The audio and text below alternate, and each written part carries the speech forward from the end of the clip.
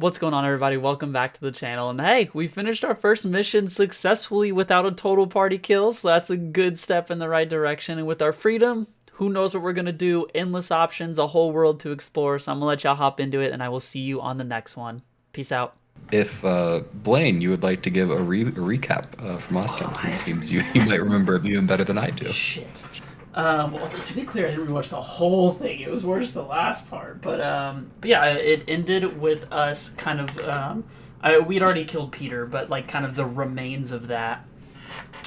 We end up starting to make our way out. We make a stop by the witch's place.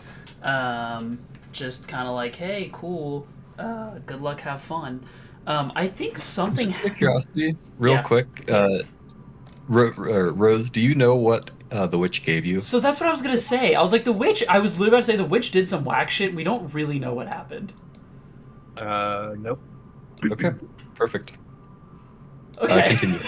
Yeah, so the witch kind of like we rolled some kind of check, but didn't know anything, and the witch just laughed as we walked away. So presumably a good thing, but like we don't really know. I think at worst, like probably a neutral thing that hopefully doesn't negatively affect us. We end up walking out the fog, end up in some very rich city. I have the map pulled up here. I believe it was Foxhall. It was Foxhall. Okay, we end up in Foxhall. Run around, some things in the sky chasing us, end up being dragon policemen, or women, who knows. And they end up being pretty chill. Luckily, we did not break into any places or anything of the sort. And we talked him into bringing us back. We ended up back here. As we come back, bad things are happening. Philip has been taken away. The thing did get returned, the green amulet. We were told, hey, don't fuck it up again, basically by Mr. Sermon Man, whatever his name was. And that's Justice Kennedy. And then Robert came out, and that was pretty much the last thing was Robert talking. And from what I remember, because I watched it, Riley got told, like, hey, you got a year to not fuck up. That's what you got, bud. Otherwise, we're enemies, which is just rude. He did nothing wrong. Rose got, I forgot what Rose's initial. She asked for the special armor, and then also at the end he was like, hey, Virgil, do whatever she wants. So that's where she's at. And Eris got 2,000 gold coins, so that's where we're sitting. As for shield. Sorry, Yes. armor and shield. Sorry. Thank you. What else can you even wear in terms of armor? Are you medium only? I think so. That's why I said armor, and then I was like, I already have one that's done. I should get a shield. Okay. I'll check real All quick. Yeah, without taking a feat, I think I can wear medium, maybe? Your thing says proficiency in medium armor, so I don't know if that's true or not, though. Then yes. Okay. It's either because of the sounds class right. or because of what Ray is. Because she's a marshal, so she can do the extra stuff. Oh, okay. All right. Just So yeah, wait for the that's death where roll, we bro. left off. And to be clear, when he went away, basically Rose, after the big emotional conversation between Riley and Robert, Robert was clearly very emotional, wanted to go away, and Rose was bugging him. Hey, Ray needs to get to healed. And he was like, yeah, sure, whatever. Virgil give whatever he wants. He didn't want to deal with it. So now you guys are left alone in the parlor. With the various other members of the Redburn clan who have sort of observed all this in relative silence. And Virgil, the clockwork knight that is Robert Redburn's primary servant and bodyguard. Yeah. Rose, what would you like to do? Virgil looks to you. Well, Ray, is there anything you particularly want? Oh, well, I don't really use armor like you do. I don't really have much use for money. She sort of frowns, and then you feel this as well, Rose, and you can go ahead and make a mana control check. This is just for Rose, not for Ray. Okay. You feel some somewhat foreign energy between the bond between you and Ray. you feel Ray kind of like straighten and her eyes open wide. She says, "Oh, actually, I just had a very good idea. Virgil, you're the bodyguard for Robert Redburn, right?"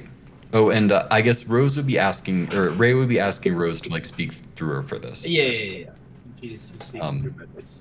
Or Which is using kind of my funny. So voice. she telepathically speaks to you, and then you speak through her mouth to her. Correct. It's just funny. um, Virgil answers though. He says, "Correct. That is my purpose." Ray nods and says, "I have a similar job that I like to do. That I'm meant to do. Is there maybe some sort of technique or skills you could impart in terms of guarding someone important to you?" Virgil looks at her up and down for a moment. You see sort of these reddish, glowing eyes beneath the metal of his helm. He says, "I may be able to teach you. This may take some time, though. I'd say at least an hour." Ray looks over at you, Rose, and communicates only telepathically to you, obviously. I think I'd like this. This seems like a good use of this guy here. He's very strong. I think it'd be good for me to learn from him. I nod and go, well, that's your choice. Go for it. Ray sort of steps forward, and Virgil at this point will guide her into the garage/training hall that you guys fought the Clockwork Soldier in. It's up to you guys whether or not you'd like to follow her or not. I will. Okay, well, while they're talking, I would have walked outside. Okay. The game's paused for me. Is that? I am paused it. Yeah, that one is not paused for me, paused. so that would be a you issue. Oh, it's already starting. Alright, well, Eris doesn't want to be in that room while I reload. Okay, that's okay. First up, a familiar figure follows you outside, Riley. Maynard sits in sort of a seat opposite you. He he clasps his hand together and sort of sits forward, clearly very troubled. He says, "My goodness, Master Riley, I can't say I ever imagined Robert saying those sorts of things. He's always been a very harsh man, and, well, harsher on himself, I think, than he deserves, and I think he's transferred some of that onto you. I think you remind him of, well, his younger self, but that's no excuse. What he said to you, that was very rude, very just awful things that he said. I'm very sorry. I hope you aren't too discouraged." Yeah, Maynard would see me sitting there, kind of like the kid pose of sitting there with the elbows on your legs and kind of like hand in hands. I don't know how else to explain that, but like, you know, like holding your chin up. And I'm kind of just staring at the fire, and I go, well, I mean, it wasn't necessarily the nicest thing I guess I've ever heard, but I think for one, he doesn't know me that well, and he did just wake up from what could have been his death, so I suppose I'd be a little grumpy too. But he did give me a chance though, and I wish it could have gone differently, but it's not to say I can't still make the best of this. And he is saying this with a pretty like gloomy face, but is being honest in the words. Okay. Maynard nods. He says, "Well, that's certainly an optimistic way of looking at it, and I'm sure that you're right. As for my part, of course, I'll be speaking with Redbird about this. You know, he doesn't. I mean, we are I am only the apprentice in our relationship, but what he said to you, I mean, that was truly some reprehensible things. I'm going to give him as stern a talking to as I can manage, at least. But in the meantime, regardless of whether or not you're going to be welcome in the mansion anymore, and it seems, at least for the moment, you probably won't be, you're always welcome to stop by my workshop. Of course, I'm not sure if I have that much left that I'd be able to teach you, but if you're looking for, honest work and steady work, I'd always be happy to employ you." Yeah, I do look up and smile. I mean, yeah, having a backpack full of arms definitely can't hurt. Um, and then I do kind of immediately get a pretty serious face. Go, do you do you mind kind of telling me what he's talking about? His past and all? You can make a persuasion check with advantage. Okay. Shit, starting off strong, Nice. baby. Yeah, well, Maynard is not typically very difficult to persuade, but with a 7, Yeah, that's valid. No, that's valid. he says, "Oh, well, it's very complicated. He's a complicated man, and he has a complicated history. He's had a whole career, and well, he's had a very successful career, but some of those successes, and he's sort of like he's like basically trying to twist himself into circles to like avoiding actually telling you anything. Yeah. He says, well, and suffice to say, he's just worried about that you might make the same mistakes that he feel that he made back in the past. Yes, I think that's as good as I can explain it. I don't want to bore you with the details or get into his dirty laundry, so to speak. I huff and sit back and go. I get it. You don't wanna talk about it, and that's okay. I understand. Well, I mean, that being said, seeing as we don't necessarily want to indulge exactly in the specifics, can you at least tell me what you think he might be expecting of me? Because I do want to stick around with my group here. I mean, they've been pretty welcoming of me being, as young as I am and all, and I kind of fear if I go with them, it might lead to me fighting, but I don't know if maybe I fight the good fight, it would be okay? Maynard sits back in his seat, and he holds his chin in one hand,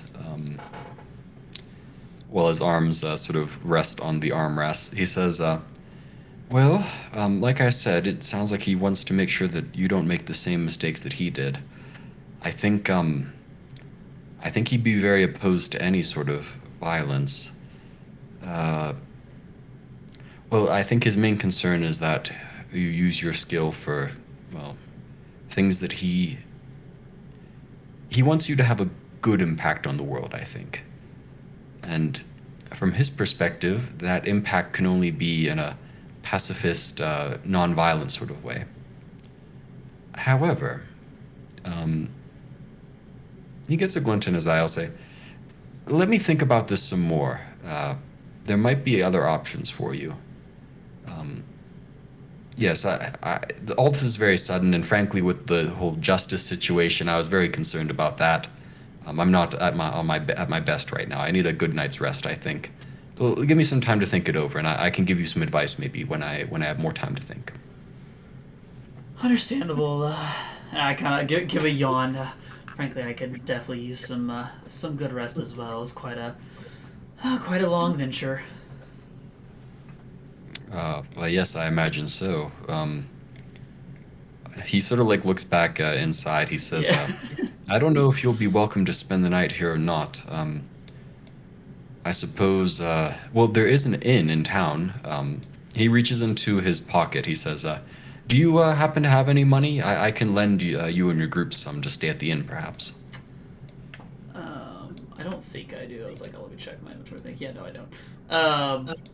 Yeah, no, so I'm like, no, sadly, we haven't made a whole lot of money in our journeys. I mean, I know Eris just got a lot of money, but I don't know how willing to share she is. She could be pretty strong-willed at times, it seems. Oh, yes, I suppose she did just come into a small fortune there, but all the same, just to make sure that at least your affairs are settled, he goes over and hands you a number of golden coins. Let's go. For retreating, he says. You can put those directly into your inventory, obviously. Oh, the thing stores money too? It does. You just have to think about it and hold the coins in your hand. Right. I'll do the good old, flip it open, put it in there. Thought process. You find that your some gold has been added to your inventory.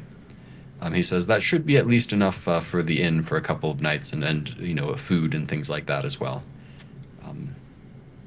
I'm not as rich as my master, unfortunately, but like I said, if you're interested in working for me, I'd be willing to pay you a wage for that, obviously, as is only fair. Of course, thank you. Thank you, Mr. Maynard. Yeah, or Maynard, sorry. But yes, yeah, I'll definitely talk to my team. Like I said, I don't really know what they're wanting to do afterwards, but, yeah.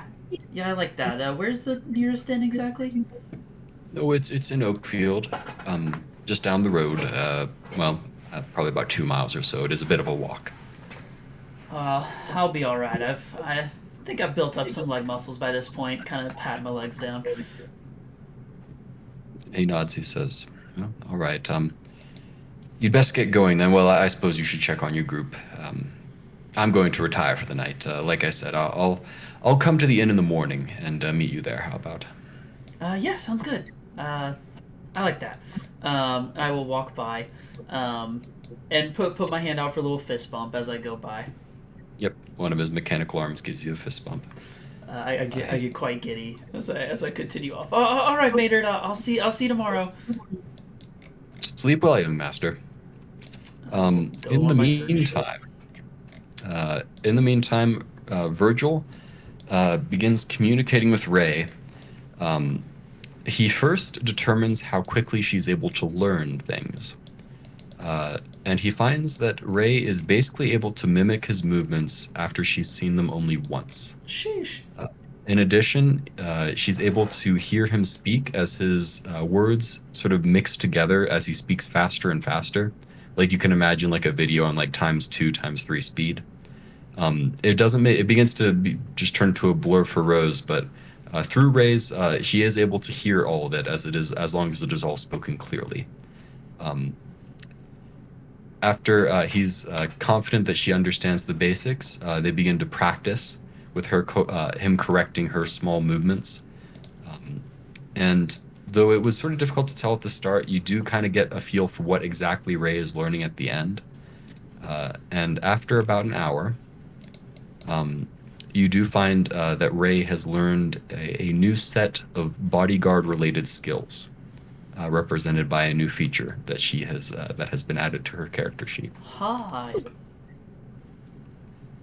At the end, when Ray is confident that she's mastered these new skills, she gives a bow to Virgil.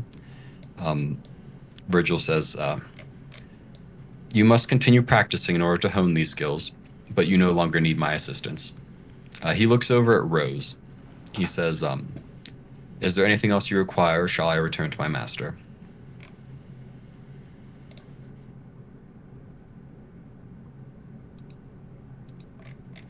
Rose? Oh, Rosie Poo. Well, Okay, should At I least it's go not to Eris? Sorry, I was muted. Rose goes, well, I got about every fifth word, but if Ray's good, then we should be all right. And I look to Ray, assumingly she nods. What are you Yeah, doing? Virgil looks One at minute. you and says, "She is surprisingly proficient for a human." Well, that would the human part explains a bit, but yeah, you're free to go back then. We have nothing else to ask of you. Very well. He moves, and yeah, he very much expects you to move out of the way as he disappears into the house, presumably returning to his master's side. Ray's looks over at you with sort of a bright gleam in her eye as she demonstrates one of the skills that she learned, almost like stabbing you with her weapon, but obviously pulling back at the last moment in kind of like a flourish. I clap giddily. In the meantime, Eris, what would you like to do? Like I said, that you would have about an hour if there's something in particular you'd like to do. Eris goes up to Lola and goes, yo, Lola, can I get one last meal before they kick me out?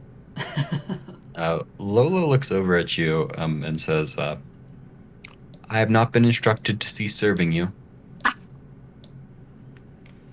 Hell yeah. Cool. Please provide your order. Fantastic.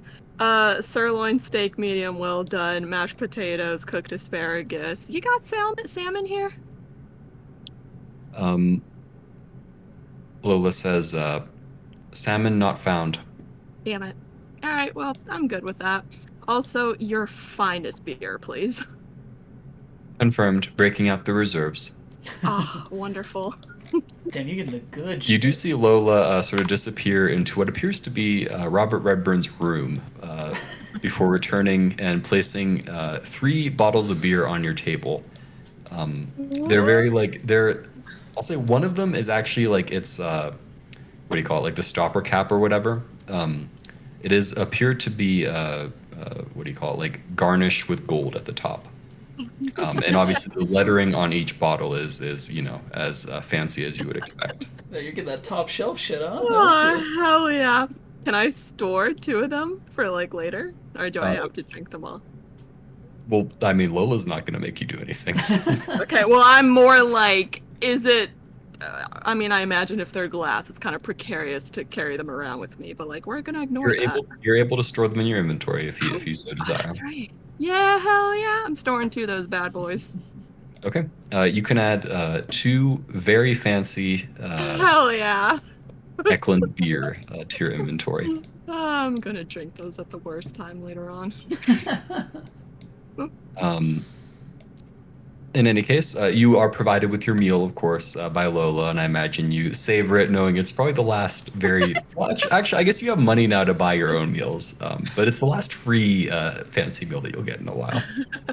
And there's something about it being free, right, that just makes it taste better. True. Exactly. So true. In the meantime, I suppose, Riley, as you went in after your talk, you did notice that Nora Redburn was no longer there. She would have moved to her room at that point. Okay. Vernon and Simeon are still there. Vernon, as you enter, he says, I'd advise collecting your companions. Virgil is, of course, working with one of your partners right now, but once he's done, I expect you will need to leave along with your companions. Yeah, that's kind of what Maynard was telling me. I figured as much. Nonetheless, it was nice meeting y'all, and I'm glad we could help you. And I will walk over and put my hand out for a handshake. Vernon looks up at you. He says, Eyes look up at me, bitch. He says, well, I suppose we have one thing in common, and he reaches out and takes your hand. He says, my father doesn't approve of either of us.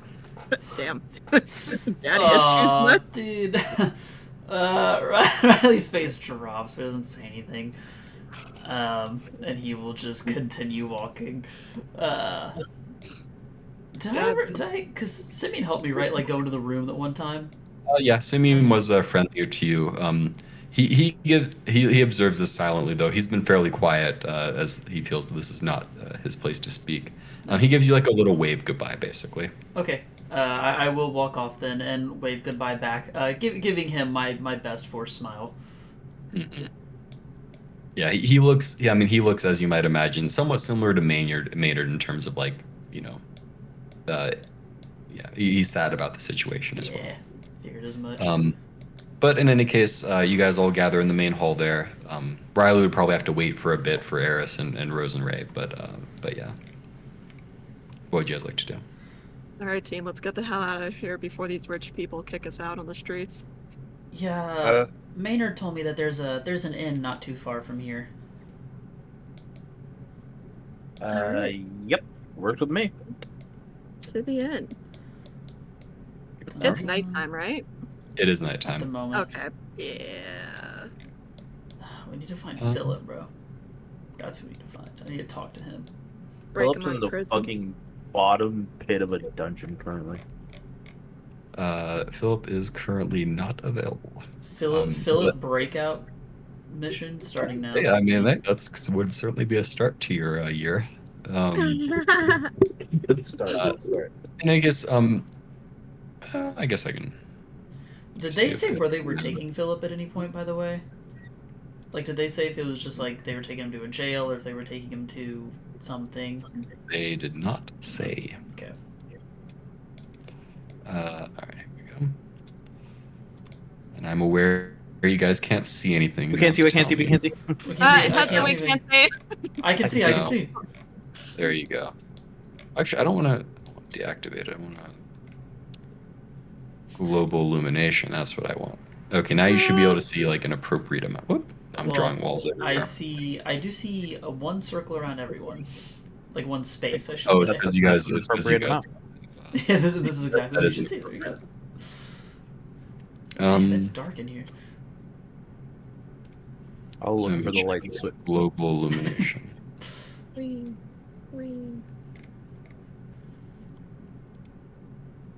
Yeah, just explore piece by piece. That'll be what. Yeah, can you guys see more now? You guys can see more now. Yes. Yeah, there you go. You find a fairly like lazy-looking inn. There's no one. It's pretty late at night.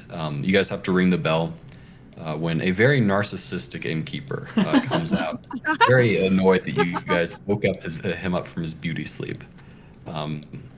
He looks over at you three and he says, or you four, he says, "You're paying full rate. I don't care if you do happen to only spend half the night." Damn. All right. Fine. Room Yeah. for. Eris looks to Rose. Are you cool if you and Ray share a room? Yes, I would prefer it that way. Cool. She looks back at the innkeeper. All right, 3 rooms, please, Mr. Grumpy. My name is Mr. Narcissistic. Thank you very much. Wow, that is one hell of a name, buddy. I am not sorry. rude. I'm full of myself. It's different. He charges you. All right, so 3 rooms. That would be Better not be over 4.5 gold, 100. I guess. So 195 and 5 silver is your change. I guess Are there a lot of people here or no? You get the sense. I mean, this place it does like function as like a bar / tavern during the day. But you guys are basically getting there at like 1 a.m. So there's no one here right now. There might be people in other rooms, but you get the sense it's not a terribly busy inn. Well, In any case, he gives you keys to each of your rooms. Yeah, I'll say it's just the 3 at the top here, as you guys did not order the master suite. what? Do they all have 2 beds? Hopefully. Okay, they do. They do apparently all have 2 beds. So Riley can choose which one he wants. Dude, Can I I walk push- into. Go ahead. Can I push the 2 beds together? Yeah, I'll say go and make an athletics check. Oh god, yeah. Excellent strength, my worst quality. Let's go. Not terrible. Okay. With 12, you do manage to get the 2 beds together. However, you hear a knocking at your door soon afterwards. Can Riley hear this? Like the knocking? Is it pretty loud? Yeah. I want to put my ear to the wall and listen to what's going on. Okay. Well, Eris doesn't say anything, it doesn't answer. And she will Yeah. pretend like she's asleep on her big bed now. Yeah. A voice calls. He says, "Hey, did you move the beds in there?" No, not at all. I'm asleep. Good one. Good save, good save, good save. You just hear like an annoyed groan on the other side of the door. He says, "They better be back in their original positions by the time what would we call cleaning service arrives." Yeah, whatever. There are a number of swear words and grumbling as leave. I do giggle getting to listen to this conversation. Oh yeah, me and my big bed. All right. You guys spend the night there, having had a fairly long day, and a bit of time skipped. I believe you went from like afternoon in the dungeon to basically nightfall in the real world, or the Prime Realm. Did they ever tell us how long we've been gone, by the way? Did they ever say that? They didn't say that, no. Okay. In any case, you guys wake up in the morning without issue, as you don't have assassins after you yet. Oh, good. Um, Of course. you guys have a couple of free days here, so yeah, you guys can take long rests if you should feel that, and you probably should. I think I some of do you are need some more low, hit dice. low on spell slots and stuff.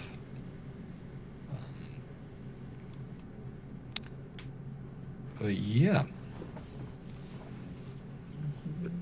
Just a second before you guys open your doors. Eris! What I like to imagine last night is after hearing Eris move the beds, I tried but just couldn't do it. The beds were just too big. It just wasn't happening. I considered going and knocking on Eris's door to help push my beds together, but I decided I'd let her sleep. You should have. We could have been partners in crime. I know, it could have been so hype. Listen, Riley wants everyone to get their rest. We call it yeah. on one bed because we're minimalistic. Just got that minimalistic lifestyle. Okay. Yeah, I think I'm ready. You guys are free to open your doors. You do wake up, like I said, later in the morning, probably like 10 or 11. You guys got to bed quite late.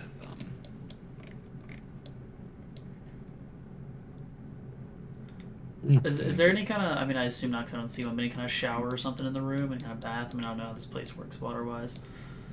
Not that you can see. Okay. I suppose, yeah, and I'll say, not that you can see. Okay. I was like, if it's in the room, I don't know if I need to roll an investigation check, but I would have looked around the room for... No, the room is just the sleeping quarters, Okay. like a little chest to put your things in, bookshelves with various, like, fairly standard books, nothing terribly interesting. The Bible. Yeah, is there a Bible in here? There is no Bible. No Bible. There is there the Anubis Quran? there is the Church of Catras Tenets book. Hats? Cats. Meow? That's all I got from that, by the way. I do walk out and see Maynard and very excitedly run down the stairs. Yeah, he's nursing like a drink at the table there. He stands up and gives you a wave with his mechanical arm, with a smile on his face as well. He says, "Hello. I hope the inn here treated you well." Yeah, no, it was cool. Like I had my whole entire room. It was really cool. Oh, good. Well, I'm glad the money I gave you didn't go to waste. Eris, you would hear this, by the way. Damn I it. moved one over. Eris. I don't think Eris would give a shit. All right. So I just want to make it clear. I'll plop into The innkeeper, he kind of, he glares over at Eris. But Maynard looks at him and says, if we could get a nice breakfast for this young man here, and a little snack for myself. And he picks some somewhat random items off the menu. The innkeeper, still glaring at Eris, accepts the order, going back into the kitchen. Blair's back. I like to think he's just serving you guys breakfast, and him and Eris are having this continuous stare down. And he does return with some meals. He looks over at Rose and Ray and says, anything that I can get for the two of you? Well, is there a shower in this building? And or a bath? Oh yeah, I didn't see one in the room. The innkeeper looks confused for a second. I figured. Oh, okay. Rich folk, huh? No, the public cleaning station is down the road. Can't miss it. It's pretty clearly labeled. Noted. Maynard looks over at you, Riley, and sort of whispers to you. He says, I guess you're not used to this, but at least here in Eklund, people don't typically have their own private restrooms. There's a cleaning station with a number of magical and some mechanical devices that help. It saves a lot of money in terms of building construction. Oh, gotcha. Yeah. There were bathrooms in the mansion, but it's considered a luxury. Miss Nora had those put in place. It was one of her many expansions to the house up there. That makes sense. Yeah, I should probably be a little more careful about kind of what I find normal. Oh, and breakfast, and just put it on the guy with a bunch of arms. Uh, Maynard, yeah, he grins, kind of taking it in stride. He's not a confrontational person. He- Don't take advantage of my boy like that. I lean over to Maynard, and I just kind of nudge my arm, and go, I can cover part if you need to. Maynard shakes his head. Oh no problem. I'm happy to provide a meal for you and your friends after all you did for Master Redburn. Um, he orders. He allows Rose and Ray to order as well before the innkeeper returns with their meals as well.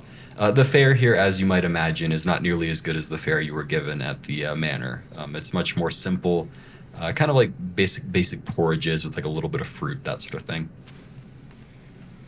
What? He does not provide any meal for Eris, by the way. Oh yeah, that's fine. I'll look back at Eris. Eris, do you want a little bit? No, I'm good. Actually, I'm gonna check out that public cleaning station. I'll catch up with you guys later. Okay. I will continue eating, talking to Mr. Maynard. And I'm trying to say this quietly, probably stopping or like pretending like it's a different conversation when the innkeeper goes by, just in case. Like, hey, do you know where they took Mr. Phillip? Well, not specifically, but I imagine since it was Justice himself who came down, probably directly to X City. It seems that the X state, as opposed to the Church of Catris, were the ones to take over the case. So he would probably be in the state jail. I'm not entirely sure where that is in X City, but I know it's somewhere. Gotcha. And whenever they're in the jail, do they cause back where we're from, you can kind of do like a visitation thing. Do they do that here? Oh yes, of course. We treat our prisoners well here in Eckland. I can't say the same for the other nations of the world, but they do have rights as well. He will have a barrister to have a public defense. Well, I'm going to try to convince Master Redburn to pay for a proper barrister rather than just a normal state barrister, but well, we'll see how that goes. But in any case, yes, you'll be able to visit him if that's something that you wish. Oh, perfect. And I guess last question. This one might be a little weirder, but do you know what the shroud is? And I say it in a confused tone as well. Like, I also do not know what the shroud is. Okay, even with disadvantage, wow. This is not the sort of thing that Maynard would know. That's my boy. But he gets kind of like a scandalized look on his face. He says, well, where did you hear that word, young master? Oh, well, on our journeys, we met some people inside of the fog, and some people mentioned it, and I am being very apparent as to not mention that it was part of my future. But yeah, some people mentioned it, and I just didn't know what it meant. Well, I mean, it is a word on its own, but if you're referring to the Shroud, he's supposedly the leader of a group of, well, thieves and criminals in X City. He's also really cracked at CSGO. What? No, I'm there. I like it. He leads the group is called the Piper Crawlers. I don't know the details behind them. They steal from the rich, give to the poor, that sort of thing. I know that the Piper Crawlers, at least, are a real thing. You hear about them in the news every once in a while. But their leader is supposedly a very mysterious figure who has never been caught or even seen, and they call him the Shroud. I see, and I take it he's someone that should probably be avoided. Oh, I should think so. Yes. Okay. He's a very if he does exist, he would have a bounty on him the size of the size of my master's fortune, let's just say. Gotcha. Okay, well, I was just wondering. They made him sound real interesting, so I was curious what was going on with that. You should take care as to who you spend your time with, as one of his mechanical arms sort of waves a wagging finger. Don't get caught in with the wrong crowd, young Riley. Oh no no no! Of course of course. It was just it was something I had heard in passing, and so I was trying to figure it out. Oh, and he snaps his fingers along with one of his mechanical arms, providing sort of a double snap. He says, "I did have some more time to think, and I am prepared to share my thoughts with you and your group as to my master's intentions and things like that, if you're interested." Oh, very much so. I don't know. I mean, obviously Harris isn't here, and I don't know how much Miss Rose cares about my biddings and stuff. But I mean, I'm listening. Oh, okay. Well, I'd hope that your group would stick with you if for no other reason than you would have some people to look after you. But, well, all right. Here's my thoughts. My master's main, if you asked him about it, he would say that his main mistake was in permitting, well, violence and things of that nature to result from his work. But I think if you went down into it, he holds his political mistakes much more closely to his heart than those mistakes. I don't think he's a violent man by nature, but I don't think that he is truly as pacifistic as he might claim. Otherwise, he would not have threatened you with violence last night.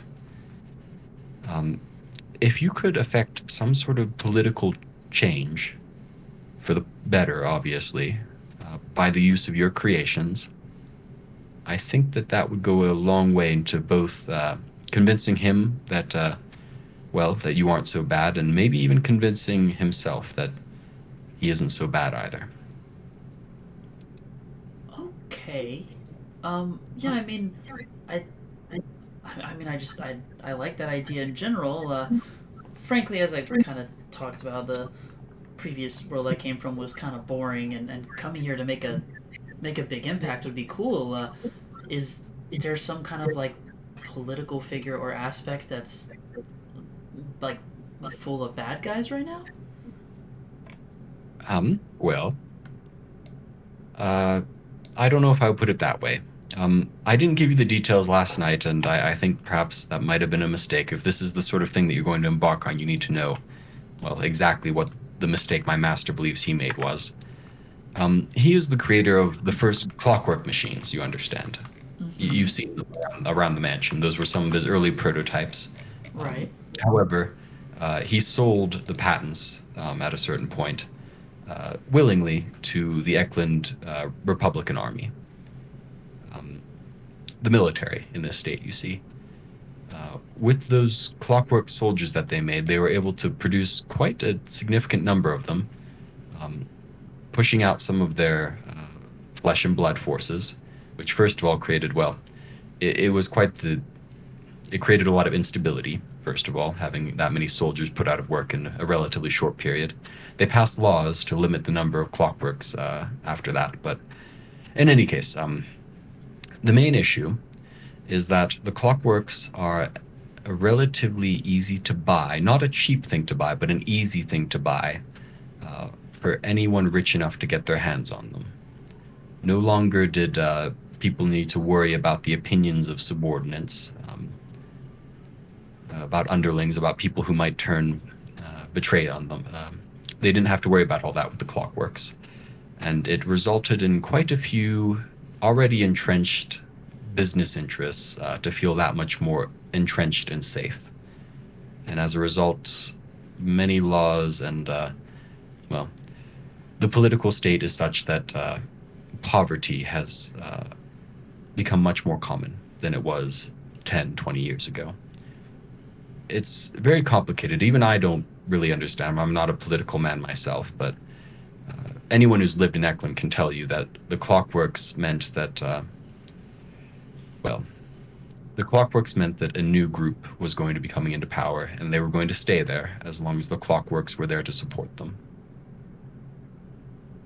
Interesting. Okay. Riley, in his stool that is seemingly kind of oversized for him, will pick his legs up and sit cross-legged. just sitting there thinking, and just kind of goes into a silent thinking mode for a while. Just sit there for probably like the next few minutes at least, just thinking.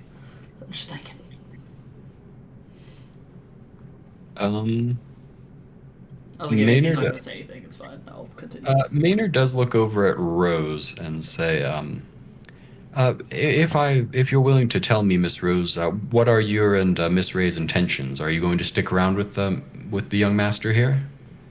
I would like to, as long as wherever we go would possibly lead me closer to, and then I can make a history check because it was on me.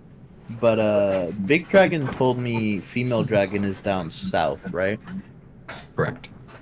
But not a particular country or state or whatever. He did not give you those details, no. As long as we are going south or making our way south, I am perfectly fine with that. We've seen a map, right? And Okay. and Maynard, I do have favor to ask you. Oh, well, of course, I'm willing to help, you and your group.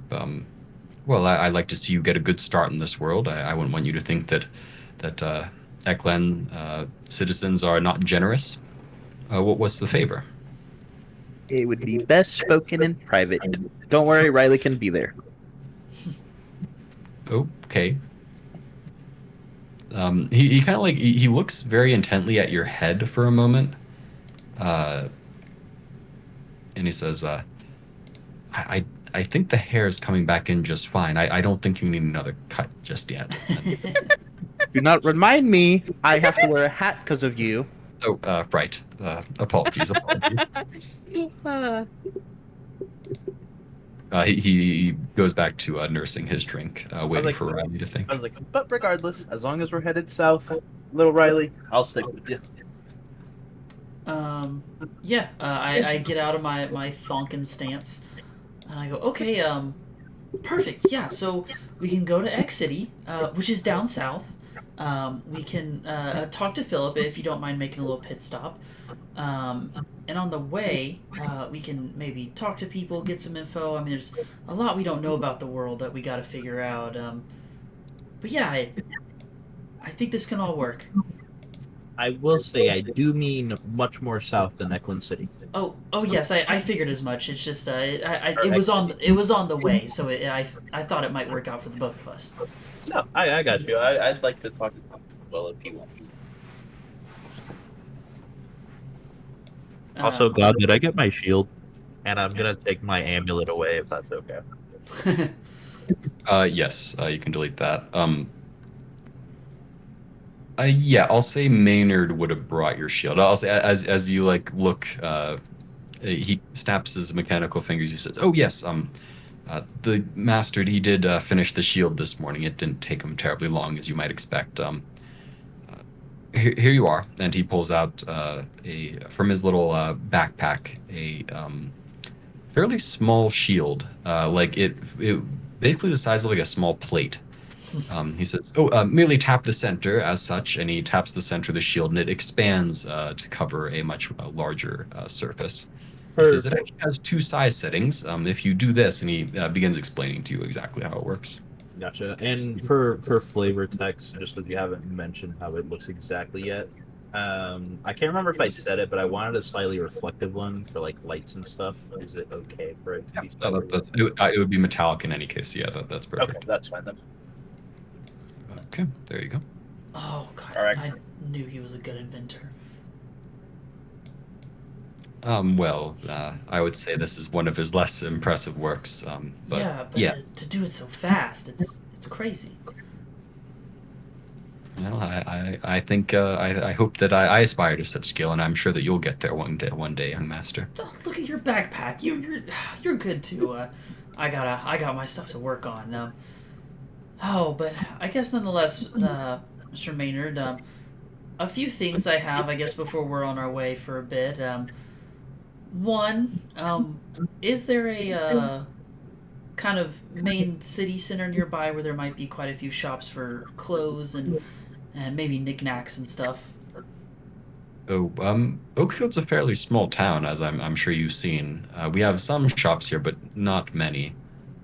I would say if you're planning on going on a big shopping spree, I'd recommend to wait until you get to X City. I mean, there you'll have, you know, you could spend days there shopping and not see the end of the stores and things that are available. Okay, well that makes sense. All right. I mean, I guess is there anything else that you got for us before we head out? I am feeling a little stinky.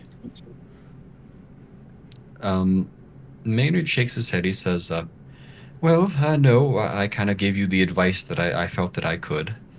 Um, I do my best, young master, but I'm sure that you and your friends will come up with some sort of plan. Uh, in the meantime, of course, I'll be speaking with my master and trying to convince him of the folly of this idea of his of giving you a year to determine your life or death. It's absurd, frankly. Um, but all the same, I hope you and your friends, well, you keep your nose out of trouble." He gives you sort of a wagging finger. He says, "And no more talk of the shroud, young man." Oh, yes, of course. I'll try to keep the name out of my mouth. That's yeah. He nods, satisfied with himself, and he says, "All right, well, you and your friends are always welcome in my workshop. I hope to see you all again, although I imagine if you're headed very far south, I might not see you for a while, but in any case, I hope, well, you can always send me letters should you feel the need." The favor, Monsieur. Oh, yes, the favor. He looks around. He says, "Perhaps in your room upstairs."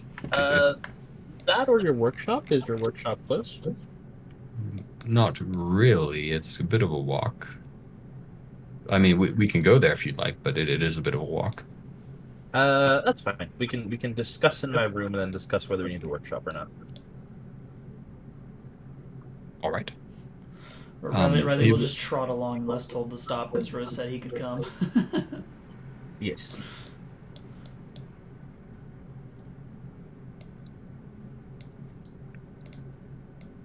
All right. And I imagine there's like papers in here or something, or like a pen.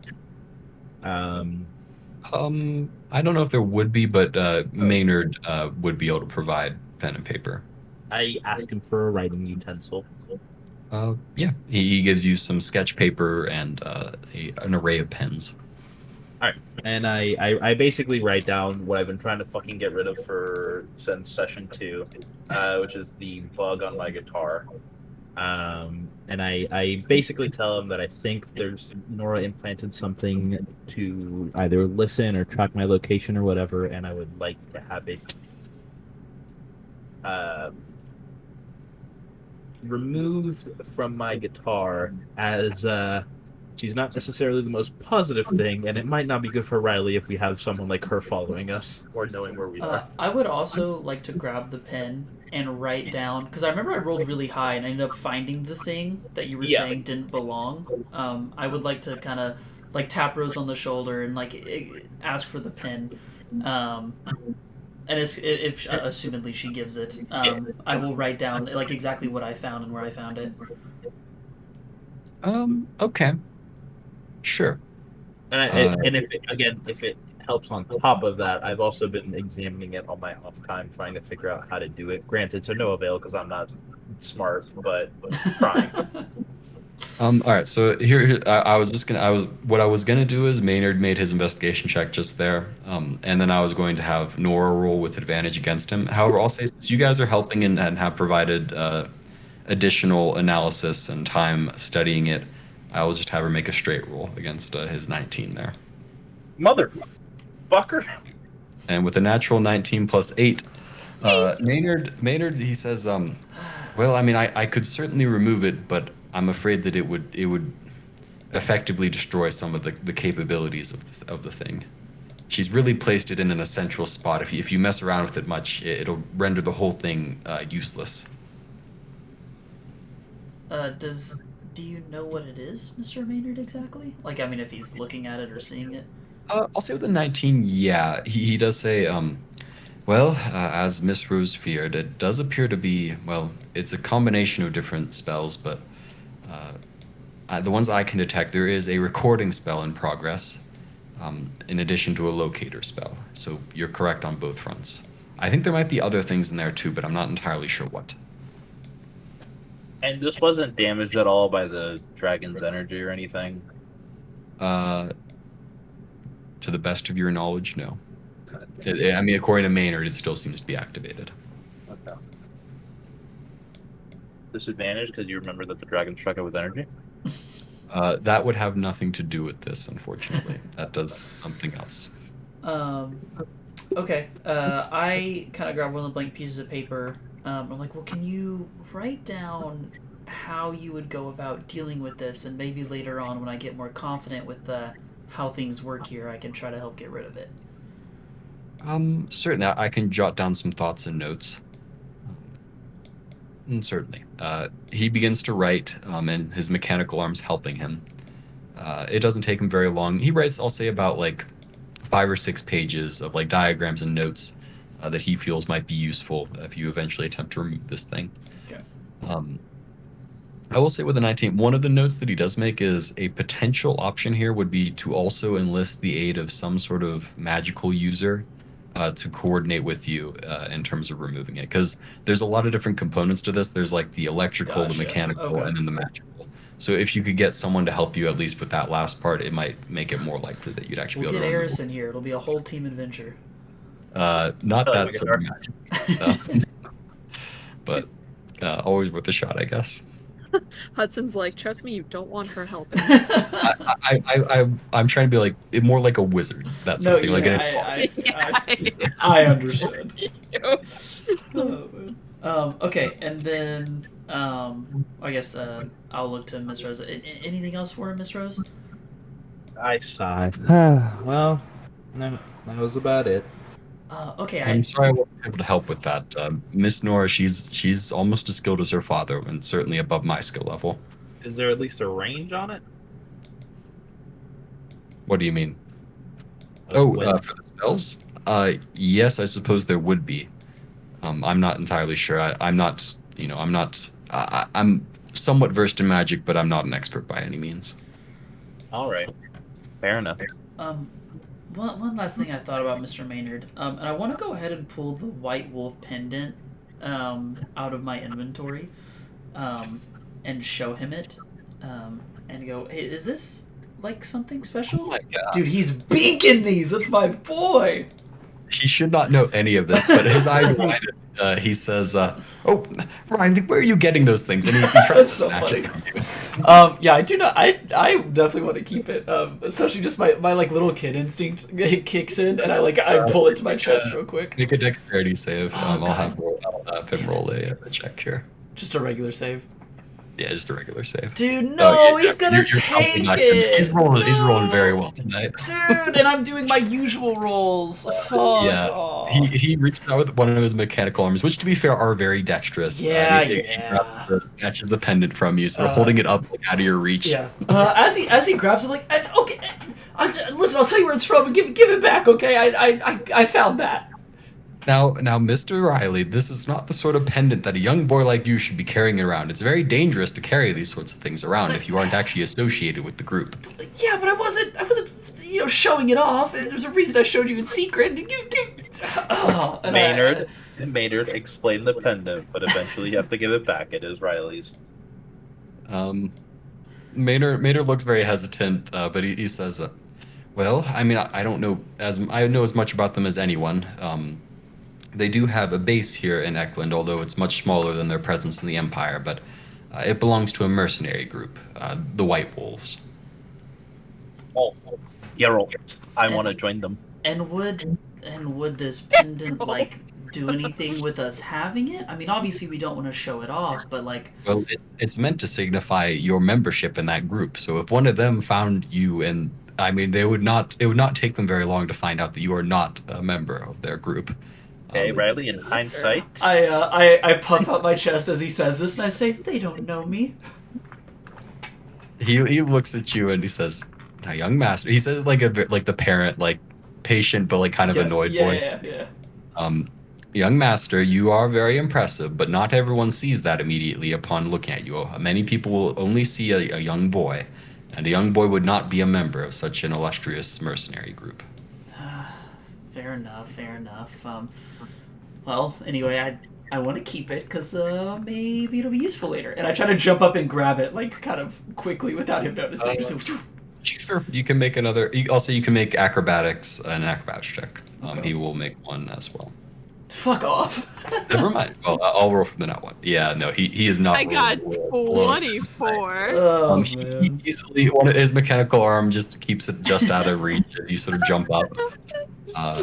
He says, "For your own safety, I think I'm going to dispose of this. I'm going to send it back in the mail to the White Wolf. I will say that I found it, so that you are kept out of this. No, This is not a good thing to tangle with." At least give it to Miss Rose. He looks very skeptically over at Rose. He says, "No offense, Miss Rose, but the vast majority of their membership, I believe, is male."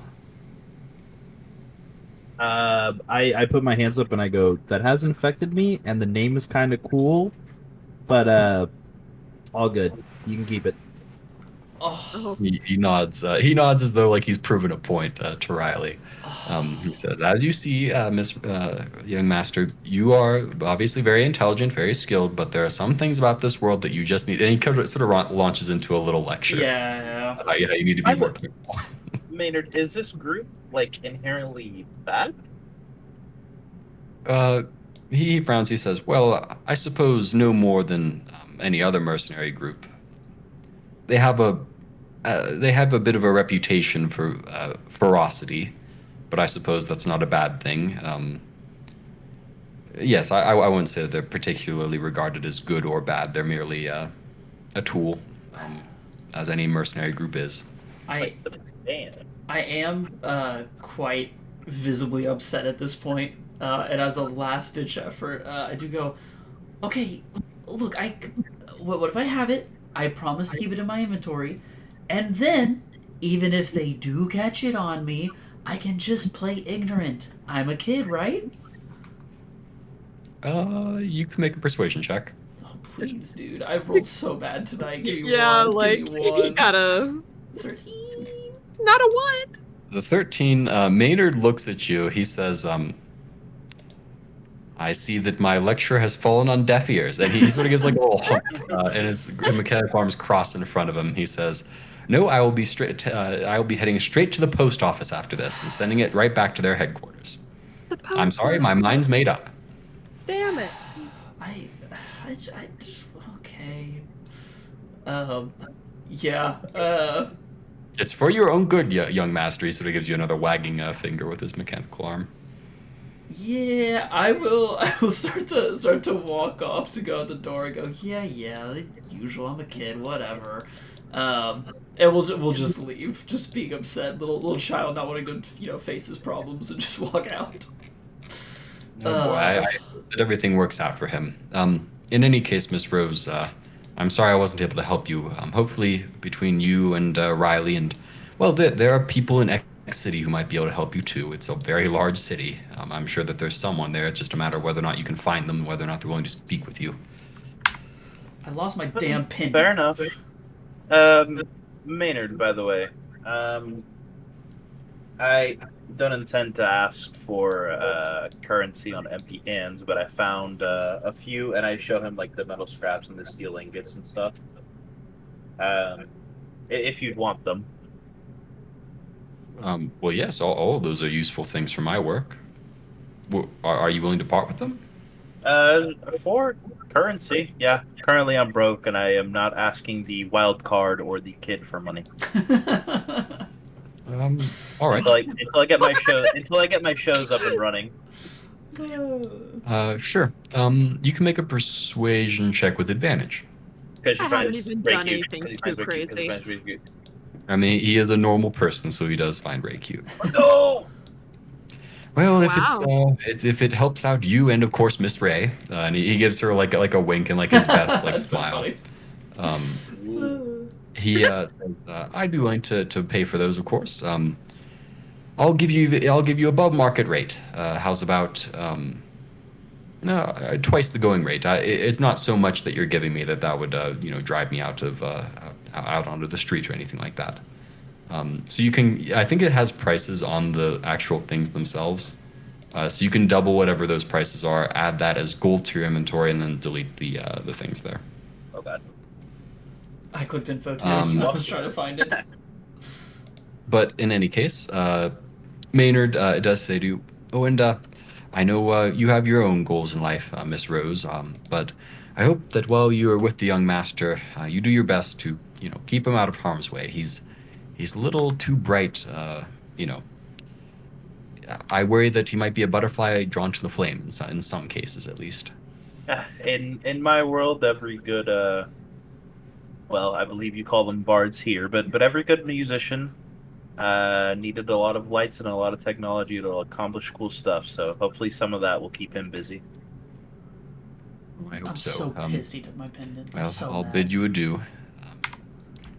Best of luck, Miss Rose. Whatever you're searching for, I hope you find it. Hey, so to be clear, do I need to delete this pendant out of my inventory?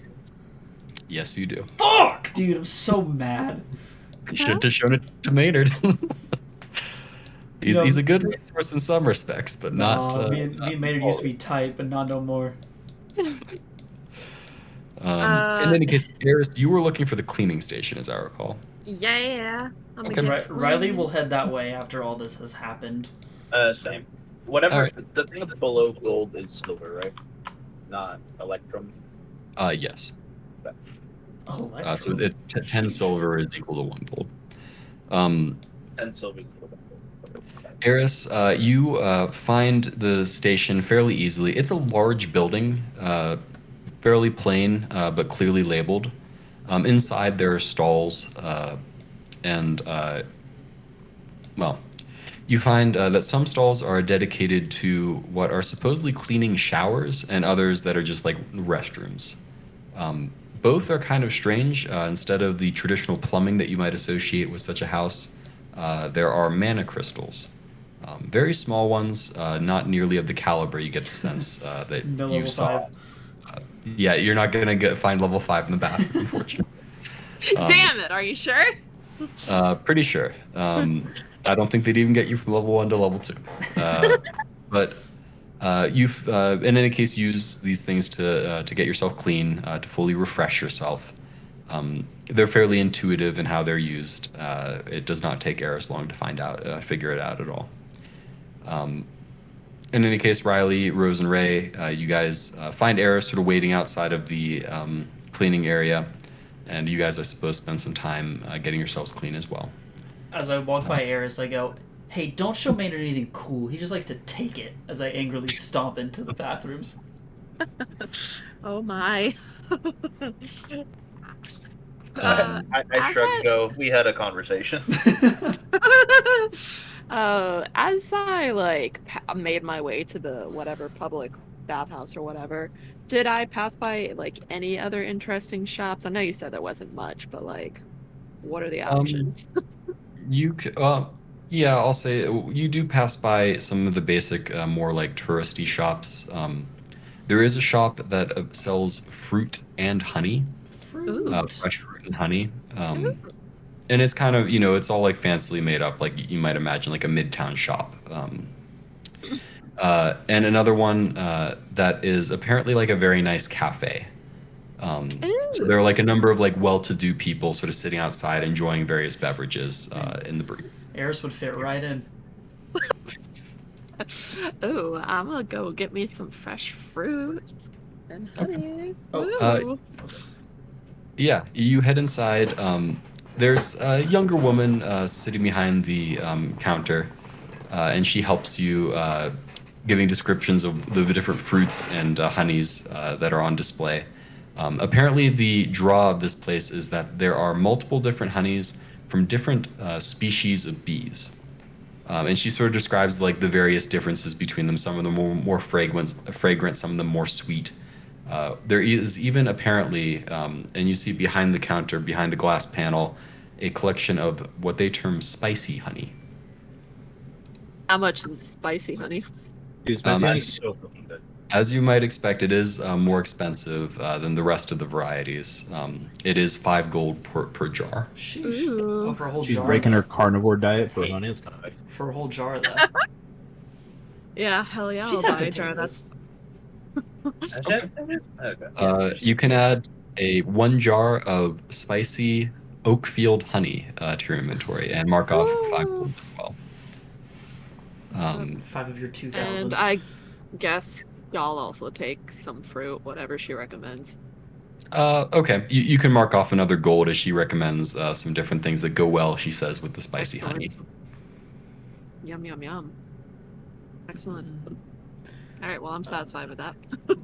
Before we set off, what did you say what was the Shroud's group? Looks like he was the leader of something, the Piper something? Or It seems The Piper Crawlers. Piper Crawlers, that's what it was. That's right. Okay. But yeah, you guys are in Oakland currently. It should be, well, I think I've been calling it Oakfield, but it is Oakland. Yeah. You guys can discuss how you would like to approach your travel south. I need to go to the bathroom. I'll be right back. Cool. All right, before we get into this, Mhm. I do not remember where the hell we learned about the Shroud and the White Wolf pendant. I was gonna say, you don't necessarily know about them yet. Riley will probably openly talk about it because he wants to talk about how Maynard's a poopy head. Yeah, and I'll leave it to Riley to explain. But yeah, I mean, I will explain to you everything. Basically, the Shroud is the like gang leader inside of X City, and he's the gang leader of the Piper Crawlers, as we learned, and they're apparently like a pretty dangerous gang. And the Shroud is like a pretty, supposedly, according to like urban legends, like, pretty strong. Where did Riley learn about that though? When he got his future When I got thing, my we do know future that. thing, he told me Gears, X City, the Shroud. Those are the 3 things he said. The giant guy. Gears, Okay, I am right. assuming, is us talking to Robert. I don't know if that's for sure. And then X City and the Shroud, I mean, he's going to X City. He wanted to talk to Philip anyway, so it kind of feeds into the prophecy anyway. Okay. Yeah, so and we the might White deal Wolf with Shroud. thing, where did that come from? That is a mercenary group that does have a like a kind of base somewhere in Eklund, but they are Where did members- Riley get the pendant? That was off From one of the the dead dead guy. bodies. The dead guy that Peter killed, one of Peter's friends. Oh. Along with the cleric. But the Okay. fucking pendant's gone now. You can't You talk saw about the it. religious symbol if you took it. Pissed. I don't think I did for the religious symbol. All I did was grab the pendant. At least that's all I said I grabbed, I believe. All right, I am back. Was the religious symbol, Hudson? That was just something that was on her, right? Or was that like the dead girl? Or was that like an actual item? I mean, I didn't grab it either way, but It would have been an actual item, but it wouldn't have been okay. like as fancy as like the pendant. It would have been more like a homemade sort of thing. okay, all clerics need one to cast their stuff. gotcha. But yeah, I did not grab that one. All I had was the pendant. But yeah, Riley would highly, after getting out of the shower, hanging out, he would very much like to go to X City. That would be his preferred next journey point. Okay. Would you guys like to walk there? There is a road that leads from Oakland all the way to X City, if that's the route you want to take. I mean, how far is it? The signs would include distances. However, you're not sure how to interpret those distances as you don't know the unit associated Fair with it. enough. Okay. I guess I turn and look to everybody. You can make an intelligence check, Alright. and this is a pretty high DC, as you were not able to see that well as you were flying. Do y'all have y'all's checks up? My checks are not up. I guess I can do it through my. You can do it from the sheet. You said this is just intelligence, correct? Yeah. Hey yo, I can't Yeah. lie. Not enough though. Well, unfortunately, a 17 will not do it. Not like it fucking I'll- matters, baby. Woo! I'll say, I'll give you like a very so you flew, but you're not sure exactly how fast you were flying. You were flying pretty fast. you get the sense it's not like an insane distance of like weeks. It should be a matter of days, probably. You're just not sure exactly how many. Okay. I guess I look to the other ones and go, well, we can walk it. I guess, do y'all want to ask around for travel? I don't really have a whole lot of money when it comes to making that work, personally. I mean, what are y'all's thoughts here? We still have some rations, I believe. Kind of checking his inventory, seeing he has 9 out of 10 rations. I'm alright with just walking. Eris? Yeah, Feelings, vibes? it'll- I was like, you would be the one probably having to pay for it, so... Shit, what am I paying for again? No, you don't have to. We can either walk it, or you could probably pay someone to, like, I don't know, there's probably, like, horse carriage or something we could get there. I mean, yeah, I'm good with walking. Okay. He goes, alright, sounds good to me. Onward and upward. And we'll turn and start walking. Okay. Sure. You guys can go ahead and make. All right. So, first athletics checks from everyone. The classic, really. Classic. My strongest. Hey, I can roll decently Hey. Doesn't matter. on a check. Ray and Eris, same God damn it, guys. Can y'all let my rolls be good when they're not bad, please? God, look, we're matchy. 14, 14, 8, 8. That's kind of cute. That's quite cute. Do we get a bonus for that? That should be like at least a +3 or something. Yeah, exactly. Yeah, that's how that works. 3 for cute. It's an average of 11, which isn't a complete failure. I hate the way you said that. So it will take you It's only 10 one extra feet. day. So that'll be 1, 2, 3. All right. Okay. So first off, who's leading the group? Because I don't want to have all you guys make checks for this. What check is needed for a leader? Who's the stealthiest member of the party? I think it's Ray, maybe? Question mark. Possibly. I'm a +3. +4. I'm stealthier by 1. Oh, no one's proficient in stealth. I am. No. I just don't. Yeah, I am. Yeah, because it's +2. Okay. That's Alright, right. I was looking at +1. Riley, go ahead and make 6 stealth checks. 6? Jesus Christ. Is there a way to make it roll 6 times, or do I have to click it 6 times? Is there a... That doesn't look like it. Okay, 1, Starting off strong. 2... I'm not even looking. 3, 4, 5, Okay. 6... Hey! That's not Wow, bad. they kept increasing. That Oh. feels like that could have been worse. Well, At least we'll towards see. the end. Someone roll a D100. Got it. He's got it. Bang. Fuck. Less than half Okay. that. Let me check here. Are we gonna add all of mine together and see if it beats it? Because that's kind of a cool concept if that's what's happening. No, that is not what's, that would be an interesting thing, but that'd be way too meme. D100 there. No, D100 is for the encounter table. Okay. And let's see, what is their perception? I don't like the way you said what is their perception. I didn't like that. You're still paranoid. Yeah. And whose fault is that?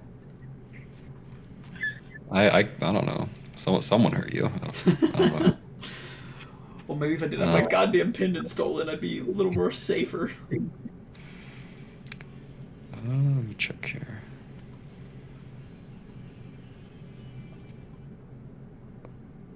Sorry, this is the first time I'm using this thing. It takes me a second. I'll forgive you.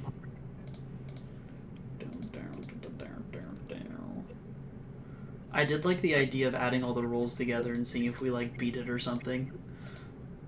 That would be something, but with the D100, that would just be way too inconsistent. Yeah, but it'd be cool. Completely random, basically. Dice God's really speaking out.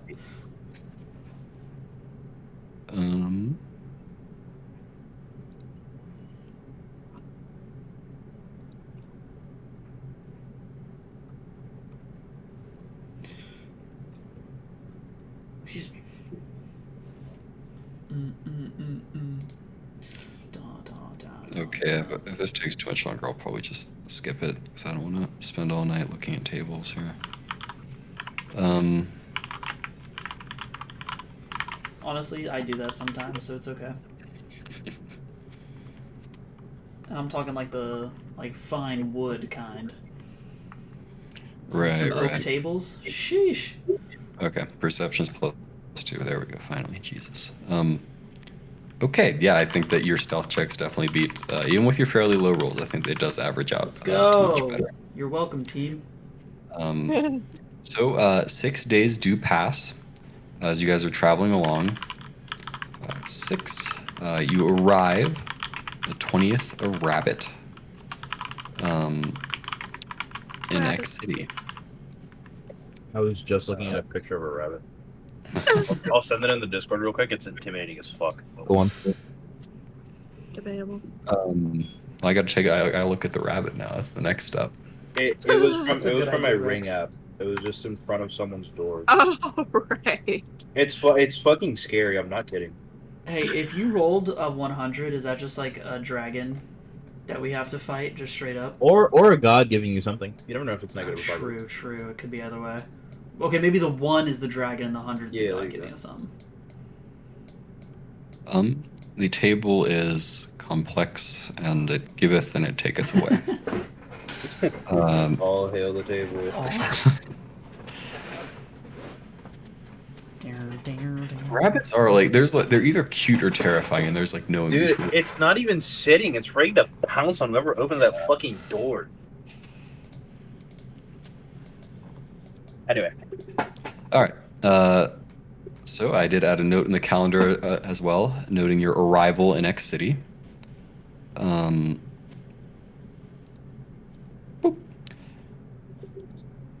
And you find yourselves fairly quickly, and you can see it from a distance, a basically what appears to be a massive city sprawling on the horizon. You can't see the ends of it in either direction. If I can pull up the freaking map here, that'd be great. I believe in you. There it is. Great. There are. It's black. Let me mess with it real quick. Is the map black? Is it Yes. black? Is that what's happening? Yes. It's of color. That's so awful. I hate it when that happens. It's real unfortunate. It's very unfortunate.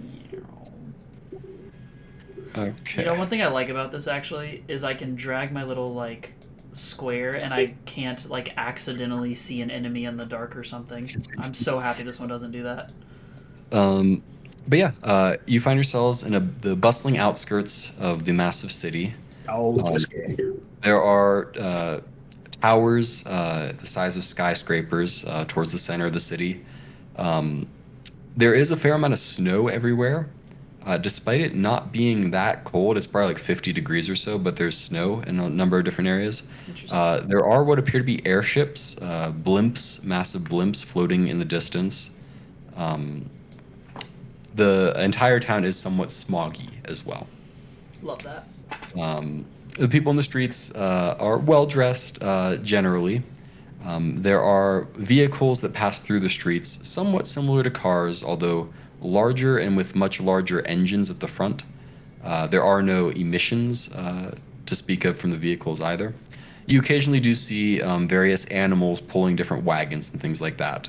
But for the most part, the more common transportation is either walking or using these vehicles that move along the streets at rapid paces.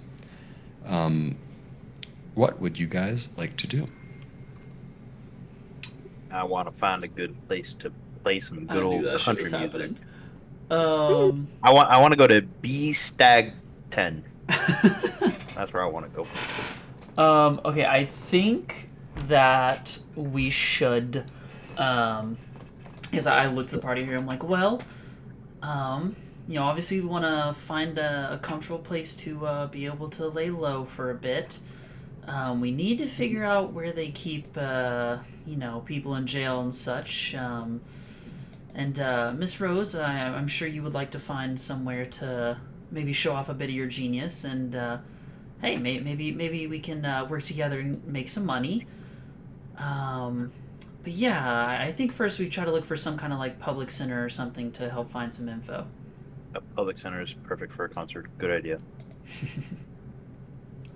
We will find the nearest park and/or public center if those intertwine. I was gonna say, yeah, Would look like. yeah. I mean, or if I find a police station, like I guess that would also work. I will not be going into a police station. But I will. How would you guys like to go about trying to find this place? We And I speak for all of us. I asked someone. Hello, fair maiden. Oh God. Okay. We will put something on the map here.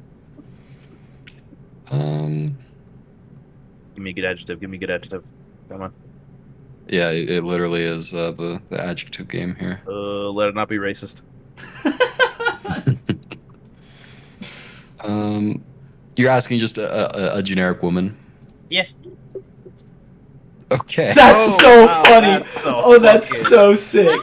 That's a Holy great shit, one. that is hilarious. Yeah, she takes one look at you and Ray, and her eyes light up. She says, "Oh, hey, you guys look new to town." That's We so are funny. new to town, femme, because I have no idea that You she don't. is You don't know just this. You don't know hot this. and bothered. She is So- so unbothered. Fair maiden, where is where we could find either a notice board or the center of town, a plaza, a main hub, if you will? Oh, well, there's nothing like that in the club district, but there's lots of inns around here. I could show you. There are a couple ones that are very highly recommended. Perhaps, do you know Where a good place to play music would be? Let's see. I love how she's what gonna would get you- flirty with like an 11-year-old kid right there. She does not appear to have noticed Oh, she you. doesn't notice Yeah. it. Okay. My adorable feet is Uh, playing magic. yeah. You can go ahead and make a persuasion check with advantage. Goddamn right.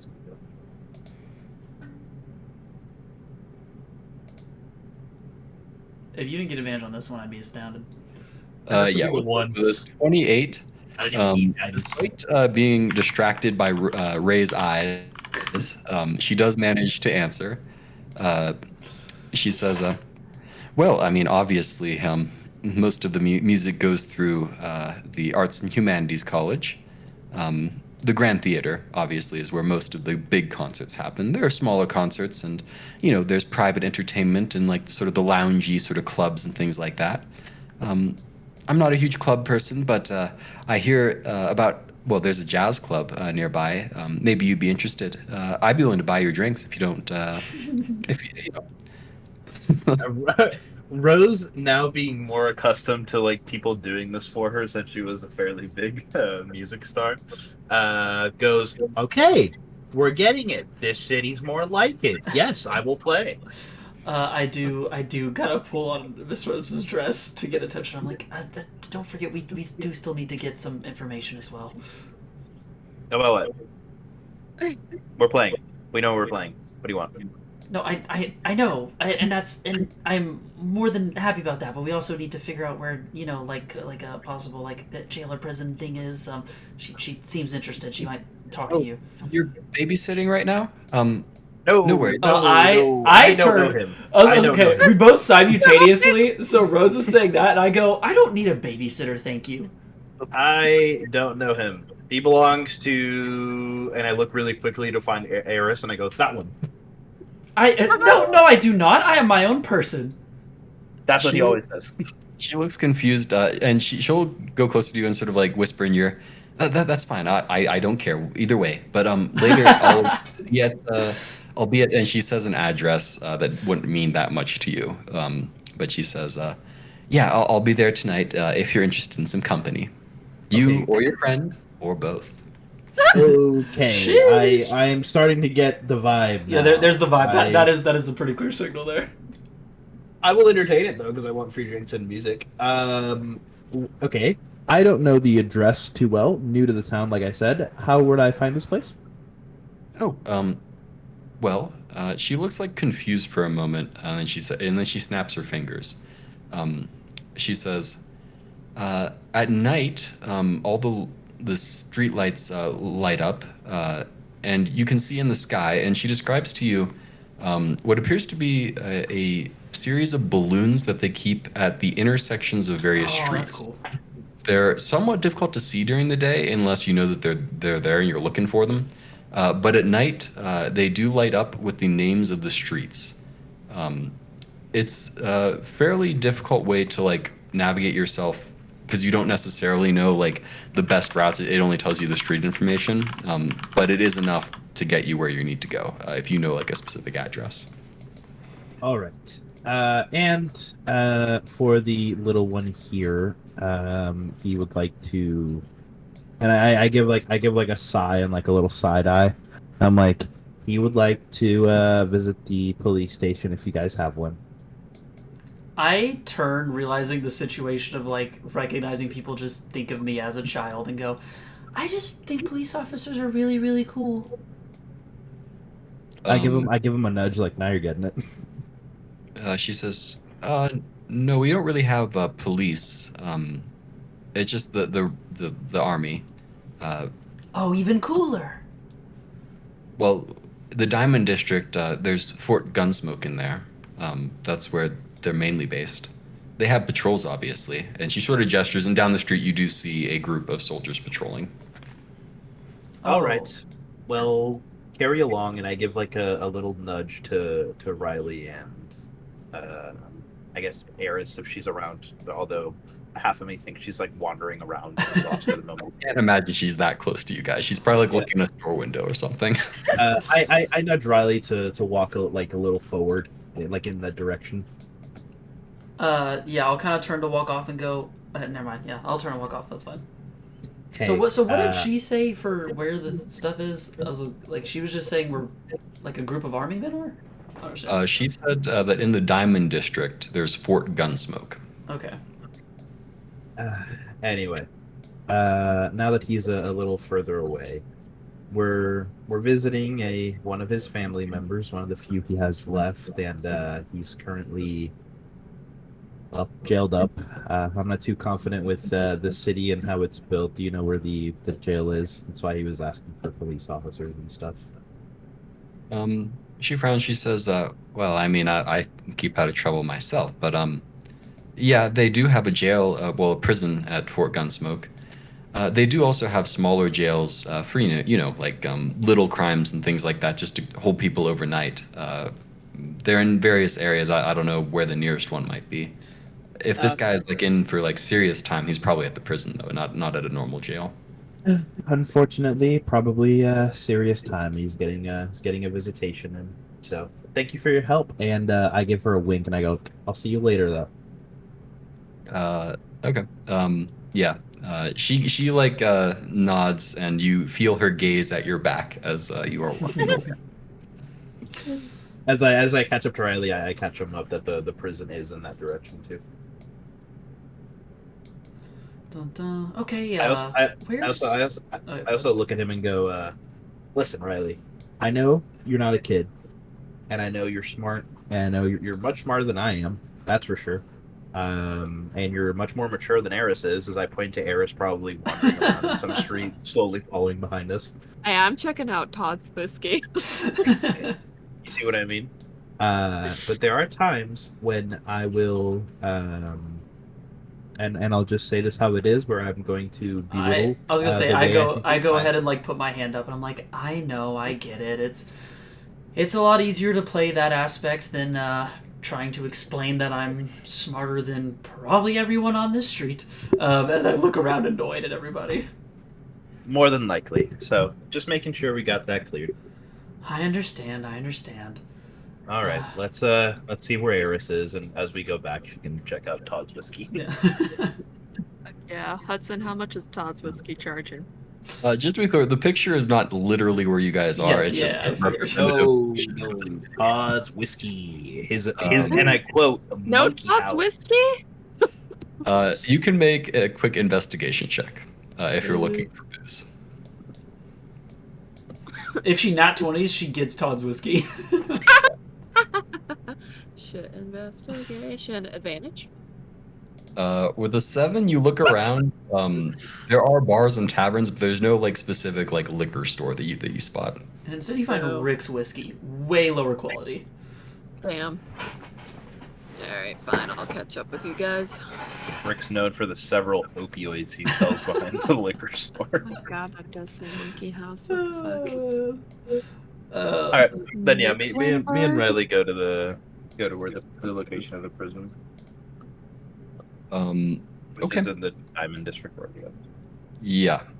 So you guys cross over from whatever district you were in. The buildings Before get we- much okay. higher. I was gonna say, Yeah. before we go, does it look like, as we're getting closer, does it look like it's getting fancier? Presumably so. Yes. The closer you get to the center of Okay. the city, the fancier it is getting. Okay, I will turn to the gang and go, we should probably find new clothes, or at least I should. Assuming I'm just kind of in my, like, common combative clothes as I've been in for a while now. Yeah. I mean, you are. Okay. Yeah, we should Did we probably... pass by So, yeah, a have we clothing store crossed on the any way clothing here? store or anything? You guys can make perception checks.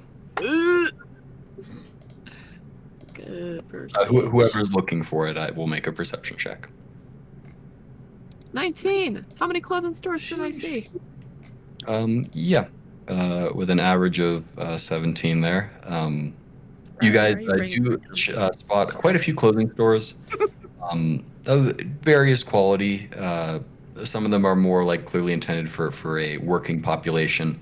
Others are much more fancy and probably much more expensive. Oh, God. Also with the 17, you guys spot like one that's a decent middle ground of expensive. Okay, and I was quality. gonna say, as we're window shopping, what are prices ranging from when we find, like, our low ends and our high ends?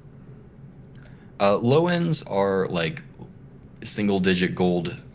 High ends is like upper double digit gold, like 50 to 60, like that sort of range. Okay, yeah, I guess for middle ground is about... Is like 30 to 40. Yeah, okay, I mean, I guess with that being said, I look to Eris and I go, Eris, I'm willing to put in my 20, I guess, but do you mind helping spot for some clothes for us? Otherwise, I don't think we're going to be fitting in too easily. Yeah, sure.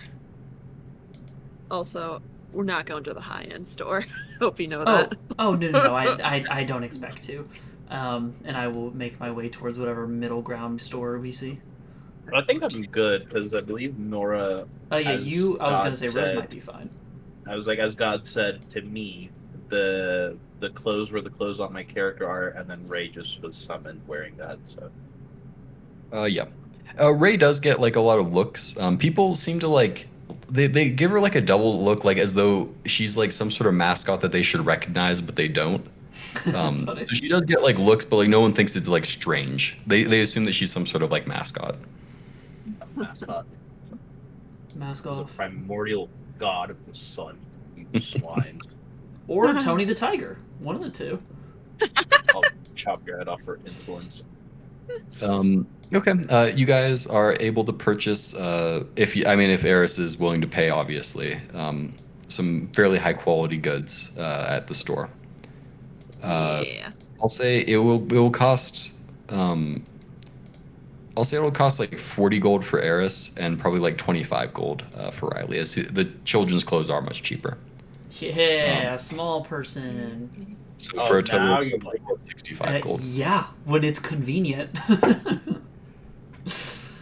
All right, I will put my. And you can both add fancy Eklund clothing to your. Dude. Eris will wave off Riley and be like, it's fine, you can keep your 20 gold. Oh, thank goodness. I wasn't sure how I was gonna eat. Where is add? Would this be loot? I guess, or equipment? Yeah, wherever you want to add it. You said we're titling it Fancy X City Clothing. Fancy Eklund or X City clothing. So to be clear with this, you will not look out of place in like a higher level district. You might look out of place with like the very highest like echelons or whatever. Yeah, but, like walking into a $1 million mansion type thing. Right, but for the most part, you should be good. Okay.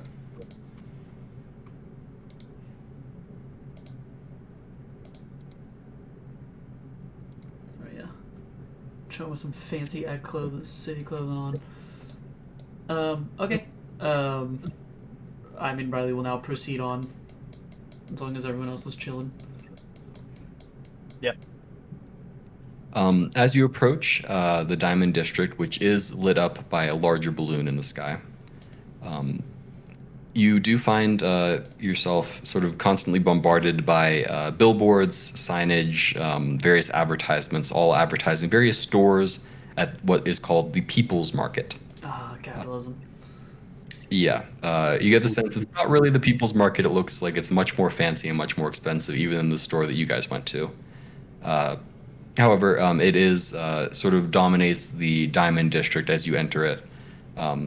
Although it is, you do see on a hill portion of the district a large fort that kind of looms over the area. Well, I think that's where we're going.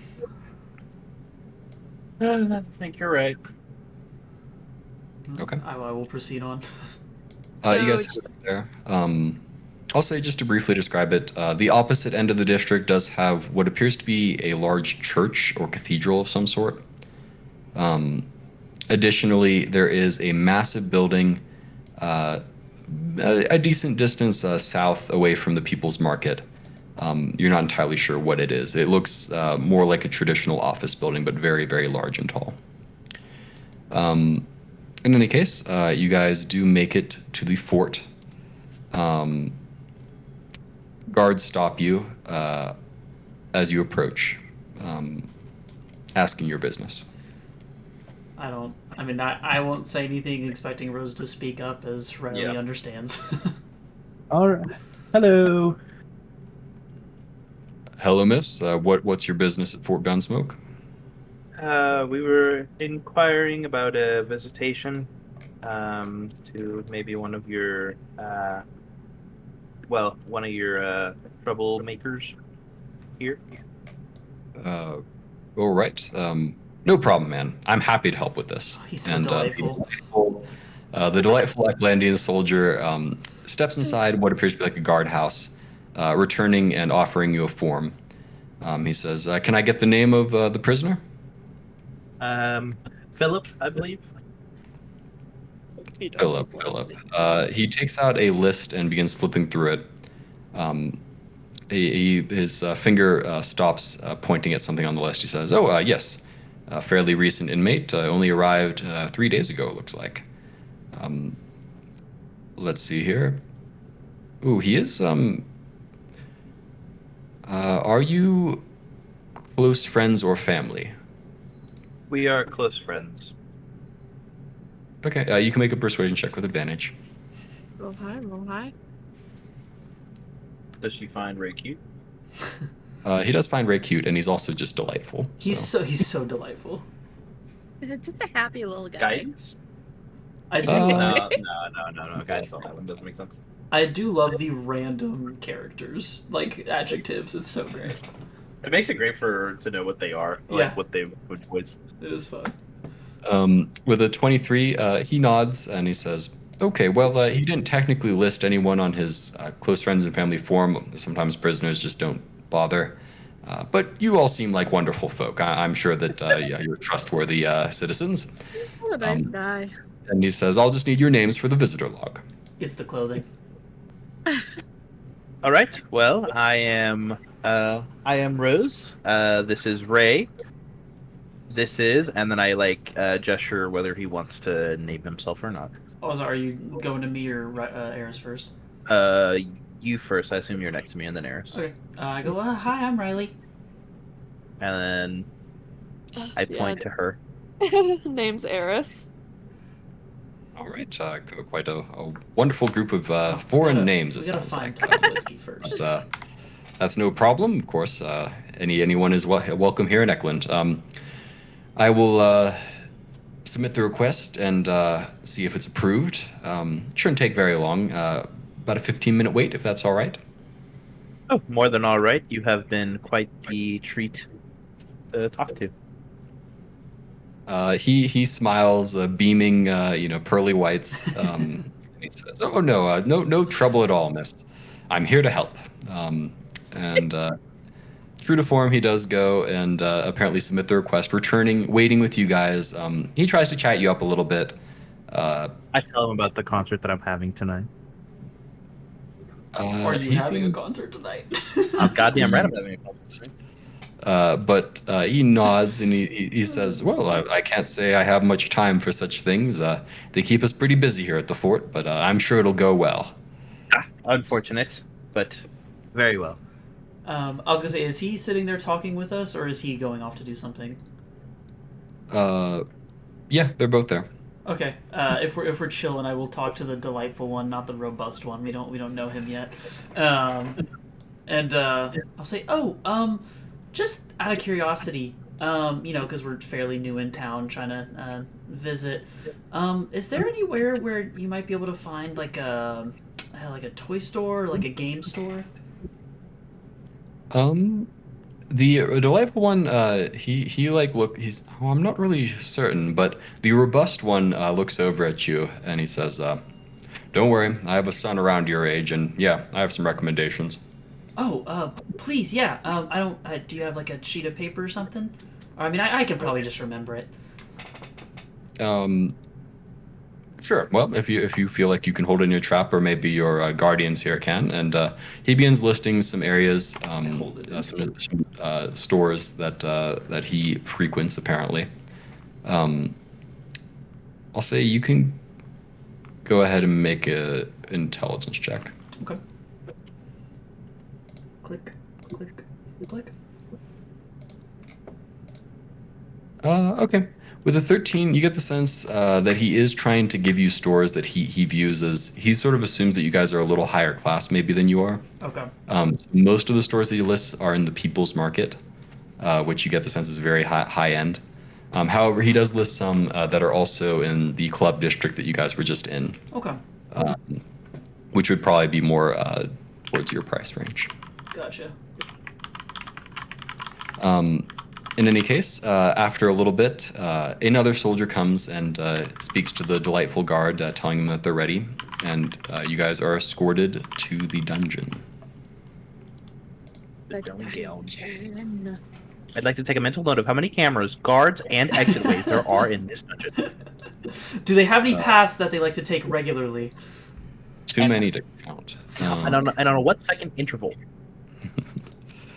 I'll make an intelligence check. There is a game where I would figure all that out. It's not this game. Just wait for a fucking prison break arc, alright? You wait. Right, and let's see who you get as your escort here. Oh, Dude, I please thought don't you were be going to say, racist. let's see who you get as your Philip. I was like, we didn't know his last name, so if you gave us a random one, it would have made sense. I am so happy that we at least we got rid of the racist on the orb. Oh, he's Aimless. aimless. Oh, God, that's so yeah. funny. He's just like walking around. He's not really paying attention to you guys. He gets lost occasionally, but he does eventually lead you here. And he says, "All right, I think it's this one. Oh, no, sorry, it's this one over here, I guess." And he knocks on the door and he says, "Visitors or whatever," and he opens the door, unlocking it, letting you guys in. Riley can go first. Okay. Riley was the most giddy. Yeah, I'm like, oh, Philip! And I will run in, kind of waving hello. I don't think we ever got to hugging level, but I will walk in and give him a wave. No, as I think I described before, he's not a very good looking man at all, and he looks kind of like a brute. The door is behind you. Okay. It is subjective, but to most people he would look very much like a brute. However, he does beam at you guys with a large smile, giving you a good look with his one eye. He says, "So, yeah, young Riley, I'm glad to see. Well, if all of you are here, does that mean?" Yeah, no, we did it. Oh, and he claps his hands together, very satisfied. He says, "Well, that's good. That makes all of this worth it, as far as I'm concerned." And he sort of sits down on the bed there. "Well, I'm glad to hear that. And all you, no serious injuries, I hope?" No serious injuries here. Rose definitely took the blunt of hits there while we were trying to deal with everything, but I think she healed up pretty well. Well, all's well that ends well. I'm glad the young master is all right, and or rather, not he wouldn't say young master. He would say, I'm glad No, he can call me Master Master. That's okay. and of course, I'm glad that all of you made it through relatively unscathed. Yeah. So, like, are you gonna be stuck in here? What have they told you? Oh, my trial's in a number of weeks. I haven't met my barrister yet. Oh, well, I can at least tell you that I know Maynard said he was gonna at least fight pretty hard to make sure Mr. Robert got you a pretty solid one. At that, his face kind of falls a little bit. He says, "Well, I'm sure Maynard will do his best, but well, I can't imagine that now that the master is awake, I don't think he'll approve of my actions very much at all. But I suppose we'll see." Well, that's dumb. You literally saved him. Yeah, why would he not approve of your actions? Well, despite them, first of all, very, very illegal what I did. Second of all, I put the four of you in, well, fairly serious danger through no fault of your own. And, well, Well, third of all, he looks at Riley and says, "I'm not really sure how he would feel about someone like you, me bringing someone like you into the world." well, if it makes you feel any better, you kind of saved my life at least. Oh, I think you mentioned that the place you came from wasn't that great. And, well, I hope that you find this world a little better to your taste, Miss Eris. Thanks, buddy. Thanks for the opportunity. I appreciate it. Philip, I had my hesitancy about leaving what I spent my life working at, but I get a bit closer and I go, I played for a dragon. That beats anything Okay. and everything It- I've it was ever really cool. done. Yeah, no, it was really cool. Oh my, what color? Bronze. Oh, well, that makes sense. He sort of slaps his head as though he'd forgotten something. Well, that's very good. The Kemi clan is quite a valuable ally to Eklund. I'm sure that whatever you did helped secure that friendship.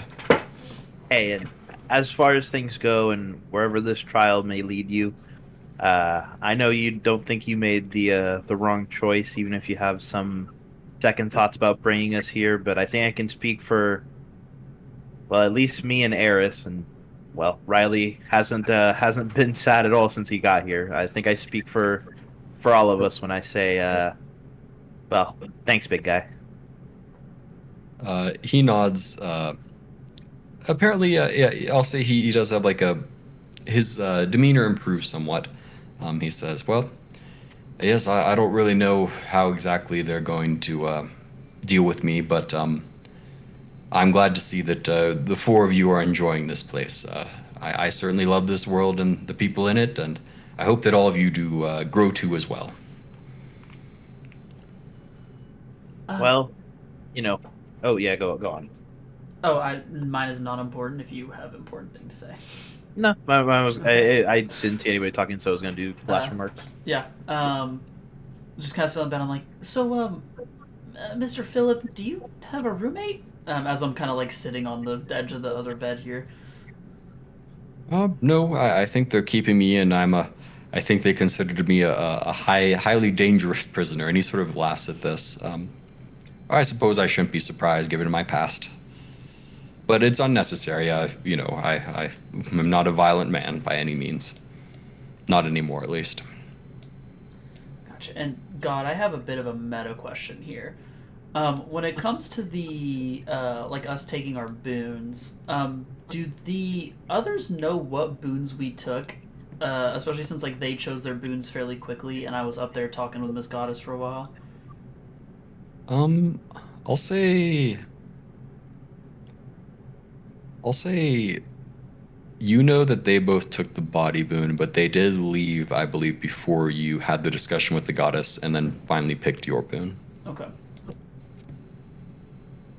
I will Yeah. wait on that then. Yeah. Okay. But yeah, on his dangerous remark, I definitely go, yeah, I mean, you are quite large, but you never seems like too much of a threat to me, at least. Oh no, my days of knocking heads together are long past. Um, of course, they don't forget anything here at X City.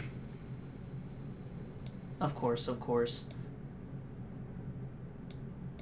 It's like Well, Rose. I'm certainly pleased that all of you visited, but I don't want you to spend too much time. You should get on with your lives. I'm glad. I'm glad that all of you seem to. Well, I'm glad things worked out the way they did. Could have been a lot worse, and I'm glad things worked out. Catress, and he sort of puts his hands up to the sky. Truly a merciful lady. That she is. I say hesitantly. Regarding the side that's like very scarred, is it just like basically scarred, like scarred over? You can make a perception check if you like.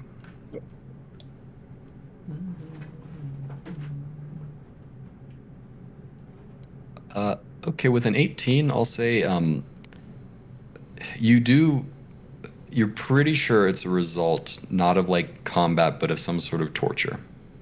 Okay. Well, if if anybody else has anything to say, we probably should get going. And I look at Philip and I go, I already have a concert lined up. Oh, good. I'm glad to hear it. I wish I could attend, but well, maybe when I get out one day. I do have a question, Philip. I mean, seeing as though you brought us here, I don't know about Miss Rose and Miss Eris here, but would us like helping testify or anything help you at all? He frowns. He says, "Well, I'm not really sure. I didn't think that the state would come down on me for this. I thought it would be the church, but I'm not really sure what they intend to throw at me. What charges? I haven't been told yet. I don't really know. But don't worry about me, young Riley. I'll be all right. I knew what I was getting into when I summoned you guys. This isn't a surprise for me." I try to build up a bit of a stern look to like be as mature and adult-like as possible. Just go, okay, look, I know, I understand all that, but I mean, it's like the least we could do, and honestly, it wouldn't hurt us to maybe stick around, let Rose build up a bit of a reputation. We can maybe make some money while we wait to kind of proceed on, and I mean, while we hang out here, it, wouldn't hurt us to help you. You can make a persuasion check. Okay. Persuasion. Not terrible. Okay.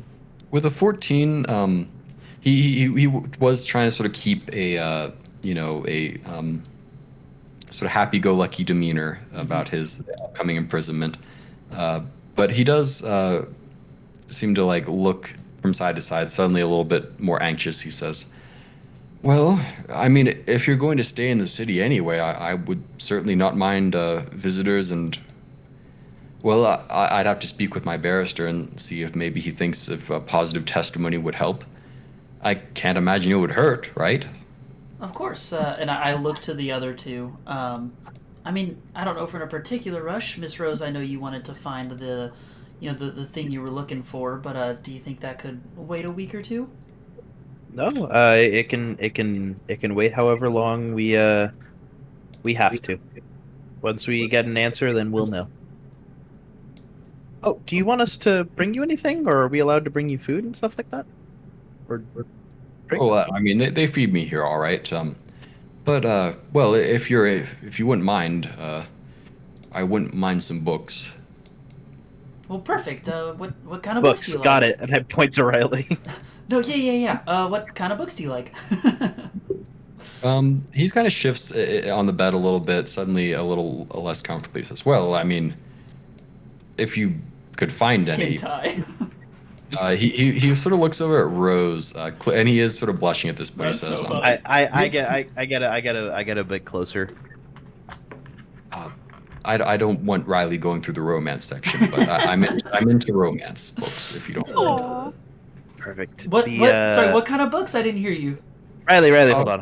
Right, don't worry, Rose knows what to look for. Oh, Perfect. I got it. okay. All right. Okay, and I'll give both Rose and Philip a very weird look, very confused look. He does look at you. He says, "Don't worry about it, Riley. It's an adult genre." The wrong choice of words. Yep. That's what I say. I narrow my eyes at him. Being goofy, but like being like the stern goofy and going, little do you know that I just got tried as an adult and told that I am one. He says, I don't think that, I don't know who you spoke to, but there's not really many people with the authority to do that. What was the name? What's his name? Justice Kennedy. Kennedy, that's right. Okay. I go, actually, Justice Kennedy said himself that I am an adult now. You can make a persuasion check. He does not believe you. All right, well, I guess with a 15, he says, well, that's clearly you're just being. But then he looks at you and seeing that you're serious, he says, that's, wow, that guy, he was, I tried to explain things to him, but he didn't give me the time of day. I'm surprised you managed to get through to him. He seemed like a very strict fella. I cross my legs and cross my arms and go, what can I say? I sigh and go, he doesn't have moments he has his moments, but he was quite persuasive in this one. Well, I suppose that's just as well. Testimony from a child might not mean much, but testimony from someone who's been declared an adult certainly can't hurt. Yes, and it's okay. I understand it's some adult book thing, whatever. You don't have to tell me, but I just wanted it to be clear that I'm an adult now. Philip nods. I guess with a 15, I'll say, he does say, oh, okay, well, I didn't mean to offend it. And it's nothing like maybe what you're thinking. It's just, I'm a big fan of romance novels is all. That's probably not the sort of thing that you're into. I get a big smile, and I just go, no, but I'm glad to hear you admit it. Well, all right. I don't want to keep the soldier out there too long. He seemed kind of depressed. I don't want to keep him waiting forever. He doesn't know where he's going. He might not even be there. Philip shakes his head. He sees it's a sad thing to see in a soldier like that. Just no aim at all. But, dementia is horrible. He do be without aim. At this point I go, well, yeah, we'll get going, but we'll be back with the books, and you let us know if our testimony will hold up or be helpful. We will more than happily do that. Sounds good. Perfect. Thank you very much for this. I know this is a favor you're doing me. Very generous, but all the same, I'm very grateful. If I get out of here, well, I'll probably head back to Master Redburn, but I will definitely find a way to pay you back. At this point, Rose will go for a hug. Yeah. Philip, gruffly, sort of he's like, you can't even get your arms around him. He's a very wide individual, but he does give you like a one-armed hug, with his massive burly barrel. His arm engulfs you. Group hug. I drag Riley into the hug. Riley happily obliges. Ray comes too. Excellent. Let's see here. How does Hugs Philip handle this? Hugs for giving us a better life, buddy. You see his veins bulge for a moment, and he grabs all of you, lifting you all up into the air with him, and spins you a little bit, not too much, but from side to side. And he says, Thank you, Philip. I still need to breathe, though. He sets you down. He says, "Sorry, it's been a while. It's good to have a group like you. It's well, it's like my old gang." Aww. We're a gang. And Riley looks very excited. Did your gang have a name? He nods, somewhat embarrassed. He says, "Well, yes, I was a member of the Piper Crawlers. Hey, there it is. Somewhat famous, Riley's eyes widen. And I go, did you ever meet the Shroud? He looks over at Riley, very his eye like narrowed in concern and like surprise. He says, well, no. And to be clear, this isn't a good group. You should keep your distance from them. I left them, and I have no regrets about that. They're not a good group by any means. They're criminals." And he gives you like another stern look. God damn it. Oh yeah, yes. No, I know. I've had the talk before. As I talked to Maynard, we heard the name prior, and then Maynard told me he was a part. It was a whole thing. It was a whole thing. No, you should keep your nose clean while you're here in X City. You don't want to end up like old Philip here in the dungeons. Yeah, it doesn't look like the most homey place. All right, well, I'm sure I'll be seeing you guys later. Real quick, Philip. And I look at the other two. Do y'all mind if I ask him something personal? It's kind of a guy thing. All right. I know when to make my exit. Philip, keep your head held high and your spirits in check. We will be back at some point. Eris looks at Riley and goes, "Wow, you're going through puberty already, huh?" What are you gonna do? The soldier looks at you three and he's like, wasn't there more of you? You're hallucinating. You're gaslight him. Gaslight him, Riley, and I'll just walk What do out you the door mean? later. What do you mean? What do you mean? There wasn't another person. Yeah, what are you talking about, dude? You can make a deception check with advantage. Oh, don't do this. Wait, I got it. this is such a dangerous I game. got it. Oh god. You got it? Oh, it was such a high roll. He looks at you and shakes his head. He says, okay, whatever. Who even cares? That's the spirit. He begins escorting you guys back to the entrance. Hopefully he forgets to lock the door. Oh yeah, did he lock the door? He would lock the door behind him. Fuck, He's okay. not quite that fearless. Hey, oh god, Jesus Christ. y'all really set this up here. I look at Eris just dying laughing. But yeah, he escorts you guys back to the entrance of the fort, unless anyone stops him. I'm not stopping. Okay, well, Riley doesn't know this is happening, I guess. Actually, this is good for... Do I hear this conversation or just, like, mumbles?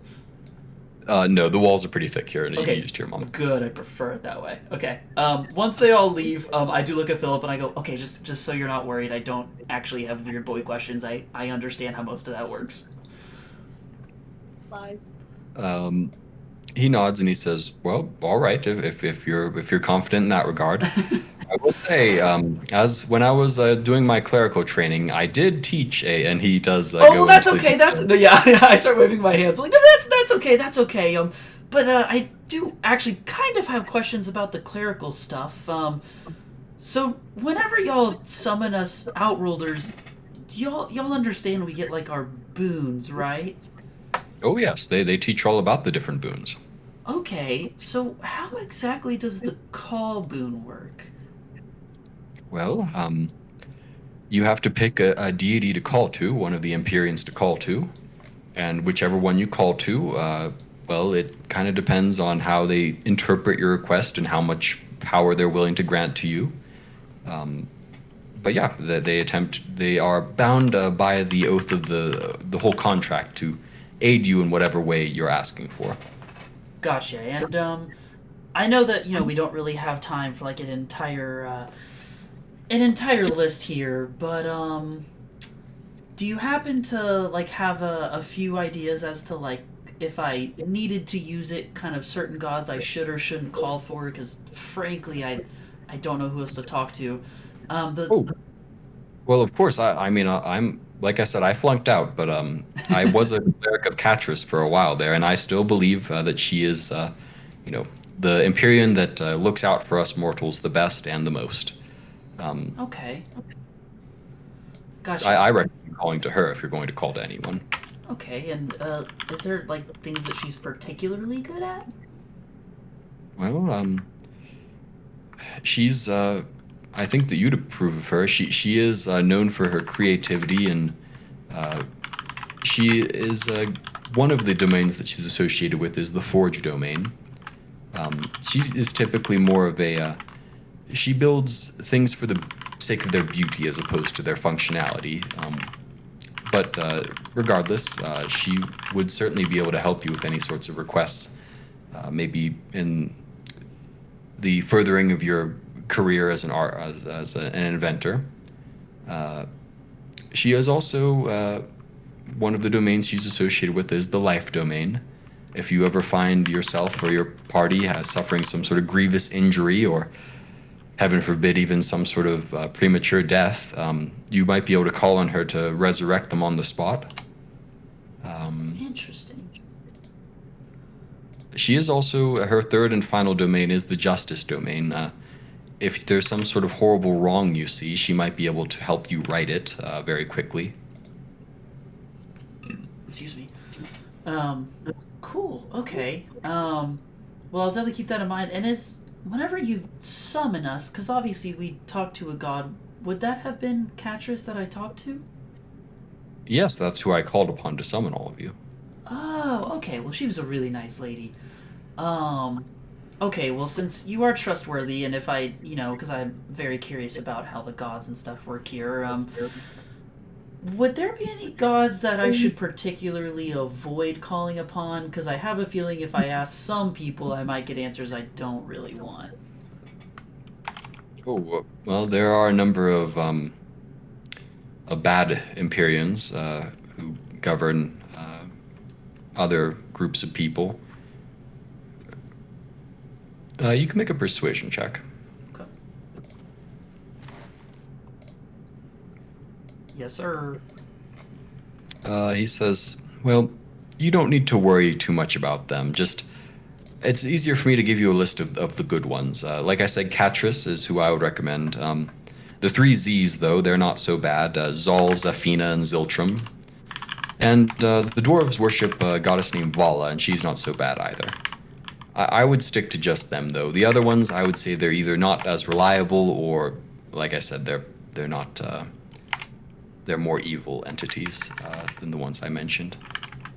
All right, fair enough. That was my main question. I don't think that the other two really know that I chose this route, and I don't know if that's a power I want to go spreading that I can use at a moment's notice. Being a kid, I feel like there's a chance it gets taken advantage of, so I'm trying to keep that one on the low. Yes, you should be very cautious of that. I've heard of people kidnapping Outworlders to take advantage of that. Yeah, I kind of figured as much. I mean, that's pretty much it. But yeah, we'll definitely be sticking around a while. I guess to ask you, even though I know you're kind of stuck in here, have you ever visited here? Do you know of any cool toy stores or game stores?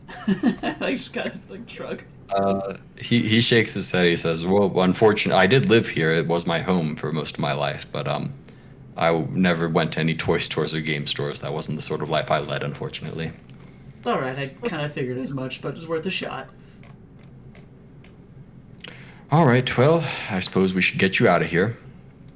He goes over to the door and knocks on it, and he says, "All right, the young lad's ready to leave." He knocks on the door again. Oh, hello? He tries the handle, finding it locked. I look to Philip. Am I in jail too now?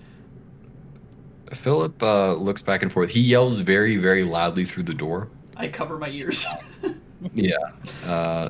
He'll make a constitution check. Okay, what were the three Z's? It was Zal, Zelfina, and what was the last one? Zal, Zafina, and Ziltrum. Zafina and Ziltrum. Okay. And did he say anything about them? I know he said the dwarves worship Vala. He did not say anything about those three. Okay. He just said the three Z's. Three Z's. He looks over at you and he says, "Wait, I suppose that soldier boy, he really needs to take better care of his charges." Yeah, I guess he took them back to the front. I mean, maybe he's just planning on coming back, I guess. Well, he might not, to be honest. He doesn't. I don't want you to stay here overnight. Well, I mean, if I'm in here with you, I can keep you company for the night, and I'd imagine you get kind of lonely. We could play like a game or two or something. You know. Oh my God. You can make a persuasion check. To be clear, I don't know if I really want to, but I will to be nice. This is canonical. I would not be being very persuasive. And he shakes his head. He says, "Oh no, this isn't the sort of place for a young boy." Did the soldier already bring us to the front? Yeah, I mean, he escorted you guys to the entrance, and yeah, you guys are. What about the delightful soldier? Did he notice? Eris would like to snap her fingers and go, ah, damn. Hey, dude, can you go back to the cell? I think I forgot something in there. Probably my cat or something. My cat. Okay, he shrugs, and I suppose he will leave Rose and Ray at the entrance, and he says, Oh, wait, leave me there, too. Oh, okay. So Yeah, you go want him get to it go for back me. alone to get your cat? Yeah, go get it for me, please. You can make a persuasion check with disadvantage. Disadvantage! You're asking him to get a cat. Yeah, come on. Asking a lot from the aimless man here. He not looks at terrible. Sky and he says, I don't make any promises, but I'll try to find him. Thanks, man. Appreciate it. If it helps, just call for Riley. It's a white cat. You'll find him. What color hair does Riley have? Brown? That's like a white gray. That's why. Okay. Yeah, he's got white gray fur, man. Can't miss him. Funnily enough, I do kind of have cat ears in my hat, so. There you go. That character is canonically a cat boy. Yeah. He lets out a long-winded sigh and meanders back towards the prison. I didn't even Oh, know that good. robot. I'm already living that prison life. In the meantime, Philip, he lets one more yell out, but again, not getting any response. He shakes his head. He says, actually, I'll have him make an intelligence check.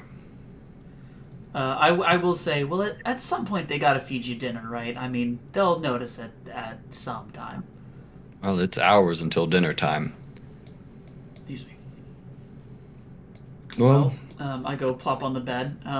I mean, you know, if you got time, we can talk about the gods more. And we don't have to go through a whole conversation, but, you know, whatever god knowledge Riley could get would be useful. okay. Yeah, with that, I'll say he does plop back down. You can go ahead and make an investigation check Okay. to see how well you can lead him along in this conversation to actually get useful information. Nice. Hey, there you go. Let's See, go. we That was bought actually you a pretty time. important one too. Yeah, this turned out y'all fucking with the guy actually made this very useful. There we go. Okay. He mostly talks about Katros, sort of giving you the details of the worship here. You do learn that the Church of Katros is a state-endorsed religion here in Eklund, and while they do have many freedoms here, they do not have freedom of religion. Interesting. Okay. And this is in there all are- of Eklund? This is in all of Eklund. They only worship Katros here. Interesting. Okay. However, they do acknowledge the three Z's as being like not bad, but they just don't tolerate like them actually setting up like organized worship here. It can't be their main worship. Worshipped in private or whatever, they would not care that much. But if you're like gathering lots of people and like trying to start a church, Makes no, sense. not acceptable. Yeah, I'll say that's kind of you didn't have like a ton of time with them. I'll say that's sort of the main detail that you get that you Okay. find interesting. No, knowing that is actually pretty interesting. I like that. The door opens. You hear it unlock as the guy peeks his head in. He says, he looks around at you two and he says, "Is there a cat in here?" Oh, well, I stand up. No, but the door was locked earlier. Can I go back to the front? I'll kind of try to look past him and go, where are my friends? He looks down at you. He says, "I think they were confused. They thought you were a cat." I look at him confused and go, right, I did did like the magic one tell you this? The red hair? He looks at you somewhat blankly. Nothing is going on inside his There's head. no Fucking thoughts behind those nothing. eyes. No. White noise. It's the all little, the time. it's the monkey, the symbol monkey, just going do do do. He says, "Oh, I think I'm gonna take you back to the gate. She thinks that you're a cat, and Okay. she wanted me to grab you." No, we'll address that later. Yeah, I'll follow you out. But I do go to give Philip a fist bump and go, well, we'll see you soon. And hopefully with the best outcome. Oh, okay. Take care of yourself. You too. The guy escorts you out, locking the door behind. Where does he keep his Yeah. key? What's that? Where does he keep his key? He's pretty aimless. He does keep his key on his belt. Is it pretty loose? It's pretty loose. Like how? Like if I'm looking at it right, how loose and how easy would this be to grab? Probably DC 10. Sleight of hand. Oh, you're giving me a DC 10. Fuck. Stealing, it's the consequence. Yeah, but I'm Hey, plus. hey, I'm hey. plus 4. That's. I need a I'm not 6 saying or you higher. can't. We all know that you roll very, very well when it matters. That's true. Yeah, exactly. Oh, okay. While we're walking, would I be able to gain advantage by pulling the good old what is that over there? He's pretty aimless. He's pretty aimless now. Yeah, you can go ahead and make first a. Okay. I'll say just. Oh, Yeah. Okay, so, and you can tell me if this is okay with you, God. Could I do a performance and then Riley, kind of based off how well he feels like he distracted him, then try to grab it or not? Sure. You can make a performance check. That works. Okay. I was gonna say either that or deception. They're both the same for me. How about them fucking apples, baby? I can't wait for the now Yeah, on the he thing. looks over it and he starts wandering in that direction. Can I just grab it if he's walking away? Do I still you throw can a make check for this? you can make a sleight of hand check with advantage. Oh, that's all I get? Let's go. Let's fucking go, baby.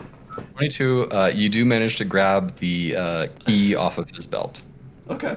I will put that in my pocket and proceed on. Yeah. It takes him a little while to find. Yeah, as he turns, I go, oh, never mind. I thought I saw something. Sorry. Well, that's okay. I thought I saw something too. And he slowly meanders, finally making his way back to the entrance. Rose, Ray, and Eris, you guys are waiting for like 20 minutes, waiting for him to finally get back. But he does end up there. He like looks around confused and he says, "Is anyone looking for a cat?" Yeah, There's my kitty. there he is. And just like picks Riley up and slings him over That's his so shoulder. funny. Come on, boy, let's go. Riley's not even mad. He has this like very smug face on him right now, and just goes, "Yep, I'm the kitty," and just like hung over right now, like hung over the shoulder. So the soldier shakes his head and he says, "Got to be a law against that." Excellent. Let's go. All right. As we start walking, assumedly back towards the place. Well, once we get like around the corner out of earshot of the guards, okay, Eris, can you put me down? Yeah. Sure thing. And as she puts me down, I will open my pack and kind of hold it out, and I go, "Oh, hey guys, wait, I want to show you something real quick." And I don't want to pull it all the way out of my pack for obvious reasons, even though we are like far enough away. But just kind of show and go, "This may or may not be the key that opens Philip's door. I don't know if we'll actually need it, but I figured better safe than sorry." And the guy was kind of dumb, so I look at him very sternly and go, "You are an adult, and if you're caught, you'll be tried as one. And to be clear, I'm not following you into prison if you go there." Oh. Eris rests a hand on the top of Riley's head and goes, "I am so proud of you." Thank you, Miss Eris. I'm glad you recognize. And Miss Rose, I don't intend for you to follow me into prison. Listen, we all saw that guy. It was too easy not to take advantage of. Not that we have to use it. It's just, it might be good to have. You never know. I get a bit irritated as I go, Riley. Yes. You understand that if they find out that we took it, they have our names. Not only that, Philip's case will be severely weakened. Correct? You did realize that before you took the keys, correct? Yes, I did. But, Okay, so if he gets executed and dies, it'll be on your hands, and not ours. You understand that when you took his keys, right? I give her a very, weird look, and I'm like, yeah, I guess, but I mean, they have basically no way of proving this, and frankly, if it's that guy saying he lost his keys, it's probably not the first time. Okay, I'm just making sure you understand the worst case scenario. Because I will not defend you in a court in that case. I like freedom. I don't expect you to. Yeah, I mean, Riley just gives you a weird look. He's like, sorry. Yeah, middle sorry, I walk away. Ray does glance back and gives you a look as well, Riley. I mean, that adds up. I didn't expect her to react differently. Okay. And we'll keep walking, I suppose. Where would you guys like to go? Yeah, where are we going next? I'm going to the club. Y'all got me fucked up. I will go ahead. I won't tell anyone this, but towards the back, I will go ahead and go into an alley or something and dump the key somewhere. Hide it or just? Yeah, hide. I mean, hide it under something where I know where it is near the place, but so it doesn't stay on us in case it's tracking or something like that. Okay. I mean, if I'm allowed to make a mental note of wherever I put it, alley wise. Yeah, you can make a stealth check. Alright. Hey yo, Okay. Oh. I roll You high hide matters. it quite well in a fairly nondescript alleyway that you get the sense is not not a whole lot of passengers, people going through it. Let's go.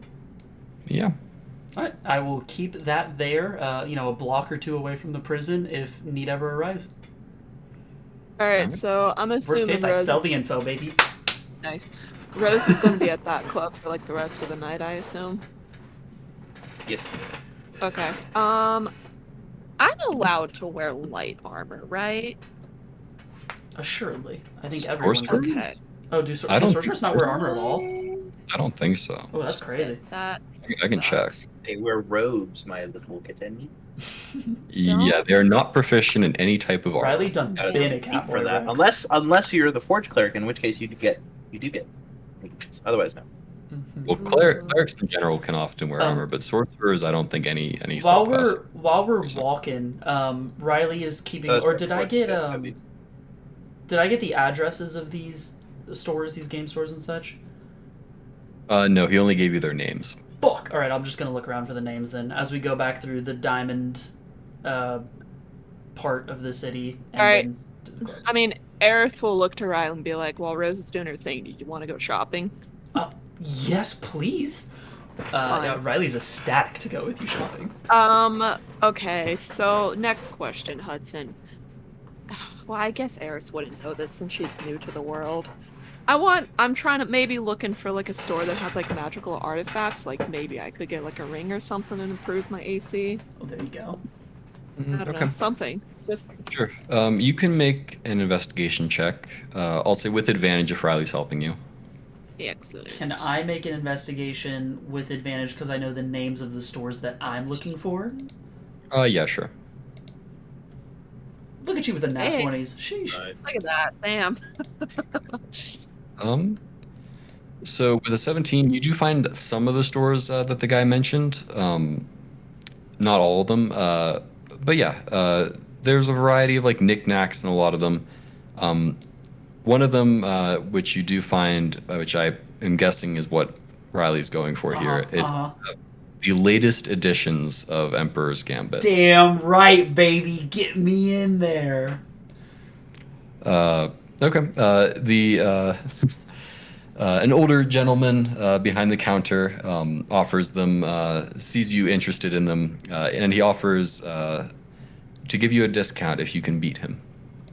I look at him fun. gleefully and go, well, it is technically only my second time playing, but I do like a challenge. He says, I am looking to bait him into playing worse. okay. I mean, I am being truthful with my statement, but you can make a persuasion check. meh. Yeah, he looks at you and he says, well, this should be a good experience for you now, shouldn't it? He will go ahead and you can make a tactics check. Fuck off. I was rolling too good for too long. Well, it's possible he does worse. Let's see here. Oh, let's go! He does not play terribly well, as you we do manage to. we both make a lot of mistakes. Yeah. He's like dealing with other customers and stuff while he's playing. He's not paying the full attention to the game. By the end of it, though, he shakes his head. He says, "Well, for the third time playing, I'd say you're already pretty good. Hey, listen, we do have a tournament here. Happens every month. If you're interested in signing up, there's a cash prize at the end." Oh, I mean, of course. When is it happening? He flips down. He says, "Well, it's the last." Let me check here. While he's looking, is he looking at a calendar right now? Yeah. Do y'all happen to sell calendars as well, by any chance? He looks up and nods. He says, "Oh yes. I mean, they're a little bit fancy, maybe for your purposes, but yes, we do." Oh well, yeah. I mean, if you have any cheaper ones, I guess. But I don't really need a fancy one. I may look elsewhere. He shrugs. He says, "Well, it's up to you. Unfortunately, we only sell more." And he sort of gestures to a wall of displays there where they do have different, basically like you can imagine like different monsters of like the month, that sort of thing, like themed calendars. Yeah. He says, "We have the tournament on the 15th of every month." Oh, perfect. And can you remind me what day it is? Today's the last day of Rabbit, so in 15 days will be the next tournament. Oh, that's perfect. Okay, awesome. And how much of a discount am I getting? As I give him like a pretty big little smile. Pretty Well, big you smile. better give us the opportunity to win some of that money back, but I will give you a 20% discount. I'm a man of my word. He looks over at Eris, who he assumes is your mother. So I look back at Eris and I'm like, look, I'm willing to dump my whole 20 in here, okay? I need the newest set. I can win it back and I'll pay you back whatever I win.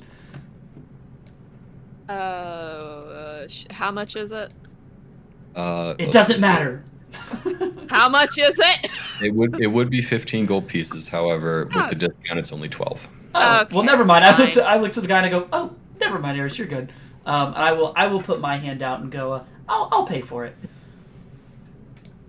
Wait. He nods approvingly and like says to Eris, "Good, teaching him the value of money early with an allowance. I certainly approve." He is a precious little baby. Thank you. I get a very annoyed look at my face, but don't say anything. There's like ruffles your hair for extra Oh, measure. you son of a bitch. You're lucky Rose has had this talking with me. Yeah, you can mark off 12 from your, and you can add. Let's see, this would be. You did say the newest set. Yeah, so this would be a 151 edition. I'll say you get the commemorative Imperial edition of Emperor's Gambit here. Commemorative. You said commemorative Imperial. Imperial edition, yeah. Okay. Damn, I got that fancy shit. I mean, they kind of only sell the fancy stuff, as it's Yeah. more of like a niche hobby here. So they basically only have the fancier editions. Um, okay, as I get this, thank you, I appreciate it. And then, quick question: what is the buy-in for the tournament? I mean, I assume if it's a paid-out tournament, there's some kind of buy-in there. It is a bit of a pricey buy-in, as we have a lot of upper class players who attend. It's 20 gold to buy in. Gotcha. And then, my last question, I guess, would be when it comes to the, Emperor's Gambit in general, are local tournaments kind of where it stops, or is there higher things to look for? You can make a persuasion check with disadvantage. Fuck. Sucks being a kid, doesn't it? It really does. God damn it. Yeah, with the 7, he says, there is a fairly significant tournament, but it's really only for, it's not a place for children, I'll put it that way. The local tournament's probably the most that you would be accepted into. I huff and go, all right, I guess after I win, I'll ask again. He chuckles and says, "Oh, of course. Talk to me after that." I do laugh, having try to imply a little bit of joke in there. Go, well, thank you, I appreciate it. What's your name? Oh, I'm Animated, Mr. Animated. Oh, cool. I like that name. Thank you, Mr. Animated. Hopefully, I get to play you again soon. And I'll reach out my hand for a handshake. He shakes your hand up and down very animatedly. Fair enough. Much better name than a good old narcissist. Awesome. Well, I guess I'll see you soon. I'll go ahead and head out the store. Eris, what are you looking for? With the nat 20, we will get on to that now. So I'll say you would have to ask around a fair amount for this, but between you and Riley, you are able to speak with, and you speak with the correct people too. Like, there are people with robes who carry around books, and you get the sense that they're either wizards or wizards in training. They surprisingly are willing to answer your questions, as they apparently sense a bit of magic coming from you, and they kind of assume that you're like a new wizard in town. And you get a few leads here. First of all, if you're just interested in artifacts and things of magical nature but that are not for sale, there is a museum. There's the Eklund Museum of Notable History and Artifacts. That's in the Heart District. However, those artifacts are not for sale. You'd only be able to see them. For things that you might actually be able to get, there is the Eklund Arcane University, where they do have a number of items. Typically, the magical items there, you need to be a student there in order to sort of take them out on loan. They don't typically sell items except for nobles and things like that, or people who they have a previous relationship with that they're willing to entrust these items to. With a nat 20, so those two you probably would have figured out either way. With a nat 20, however, you do find a couple of shady individuals who give you they don't tell you anything, but as you start to leave, they hand you a note very surreptitiously. And they say that if you're really interested, then there is a market, and the market is in quotation marks, in the Spade District, and it gives you a list of directions and a password. Oh yeah. Hell yeah, Eris wants to go there. As we are finding this info, if I could look for a store that seems like they would have a cheap journal/calendar that I could buy. Okay, I'll say with a 17, you guys do have to you exit the Diamond District. At this point, you're back in the Club District. But you do find a store in the Club District that sells a fairly cheap calendar. It'd only be 2 gold. That 2 gold? Son of a bitch. Alright, I will buy it because I do want to be able to track days. So I want to, on the calendar, mark down where we are in the time frame and start marking days off so I can keep track of everything and be ready for my goddamn tournament. Okay. Yeah, it is currently, you have the access to the symbol calendar thing. It is the 20th of Rabbit right now. I'll say in the course of this and your guys' visit with Philip and stuff, I'll say it is getting into like later evening at this point. Okay. What is Rose and Ray doing right now? By the way, do you guys just like find a bar to? No, we went to the place she told us to go. Oh, you literally went to the okay. You meet up with her there, and you have as many adventures as Rose and Ray are comfortable with.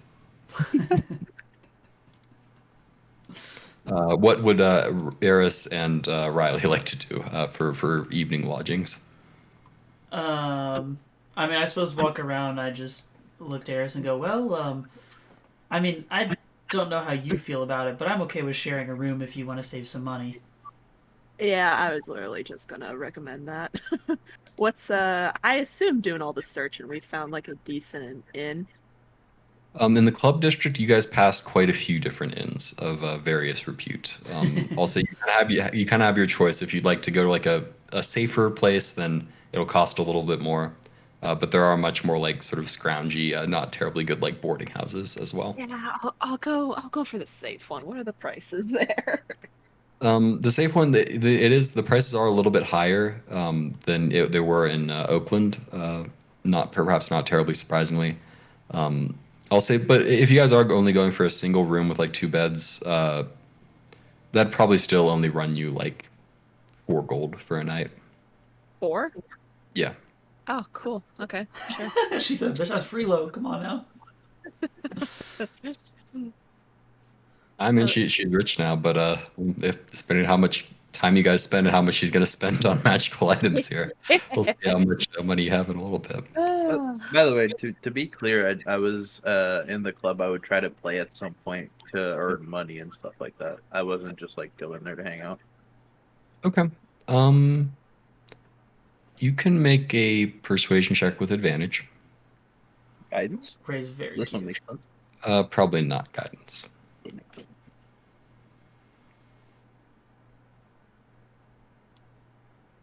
Hey, advantage OP. Yeah, the club that you go to, I'll say it's they're a little bit more comfortable with newer musicians. They do have a few people who play there. They invite you to join them as like part of the band, basically. I try to overtake them. Okay. And Make be a the center. performance check. You can make a performance check with advantage. Okay. Yeah. Towards the end of the night, they do have sort of a head singer, but you do kind of overtake them between you and Ray, who would try to sing with you, obviously, letting you sing through her mouth, so to speak. You do overtake them by the night, and I'll say with a 24, you gain a fairly significant audience, and you get the sense that people ask about you afterwards and like ask like where you're playing next and things like that. Fucking go, baby. That's all I need. You gain not like a ton of people, but like you are clearly like already making a bit of a reputation and a name for yourself, or at least the beginnings of one. Okay. The following morning. No tips.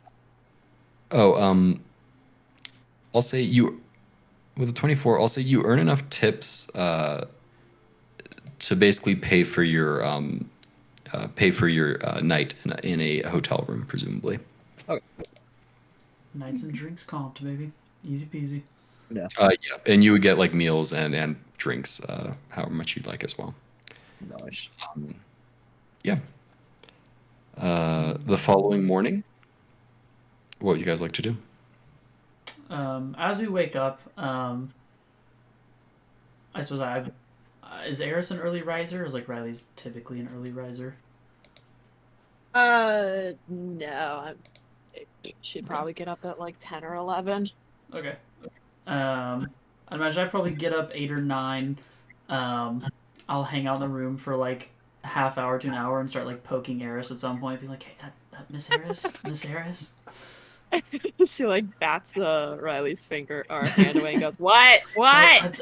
I'm sorry. It's just getting late, and we should probably try to find Miss Rose. I mean, I assume she went to that place the lady was talking about, but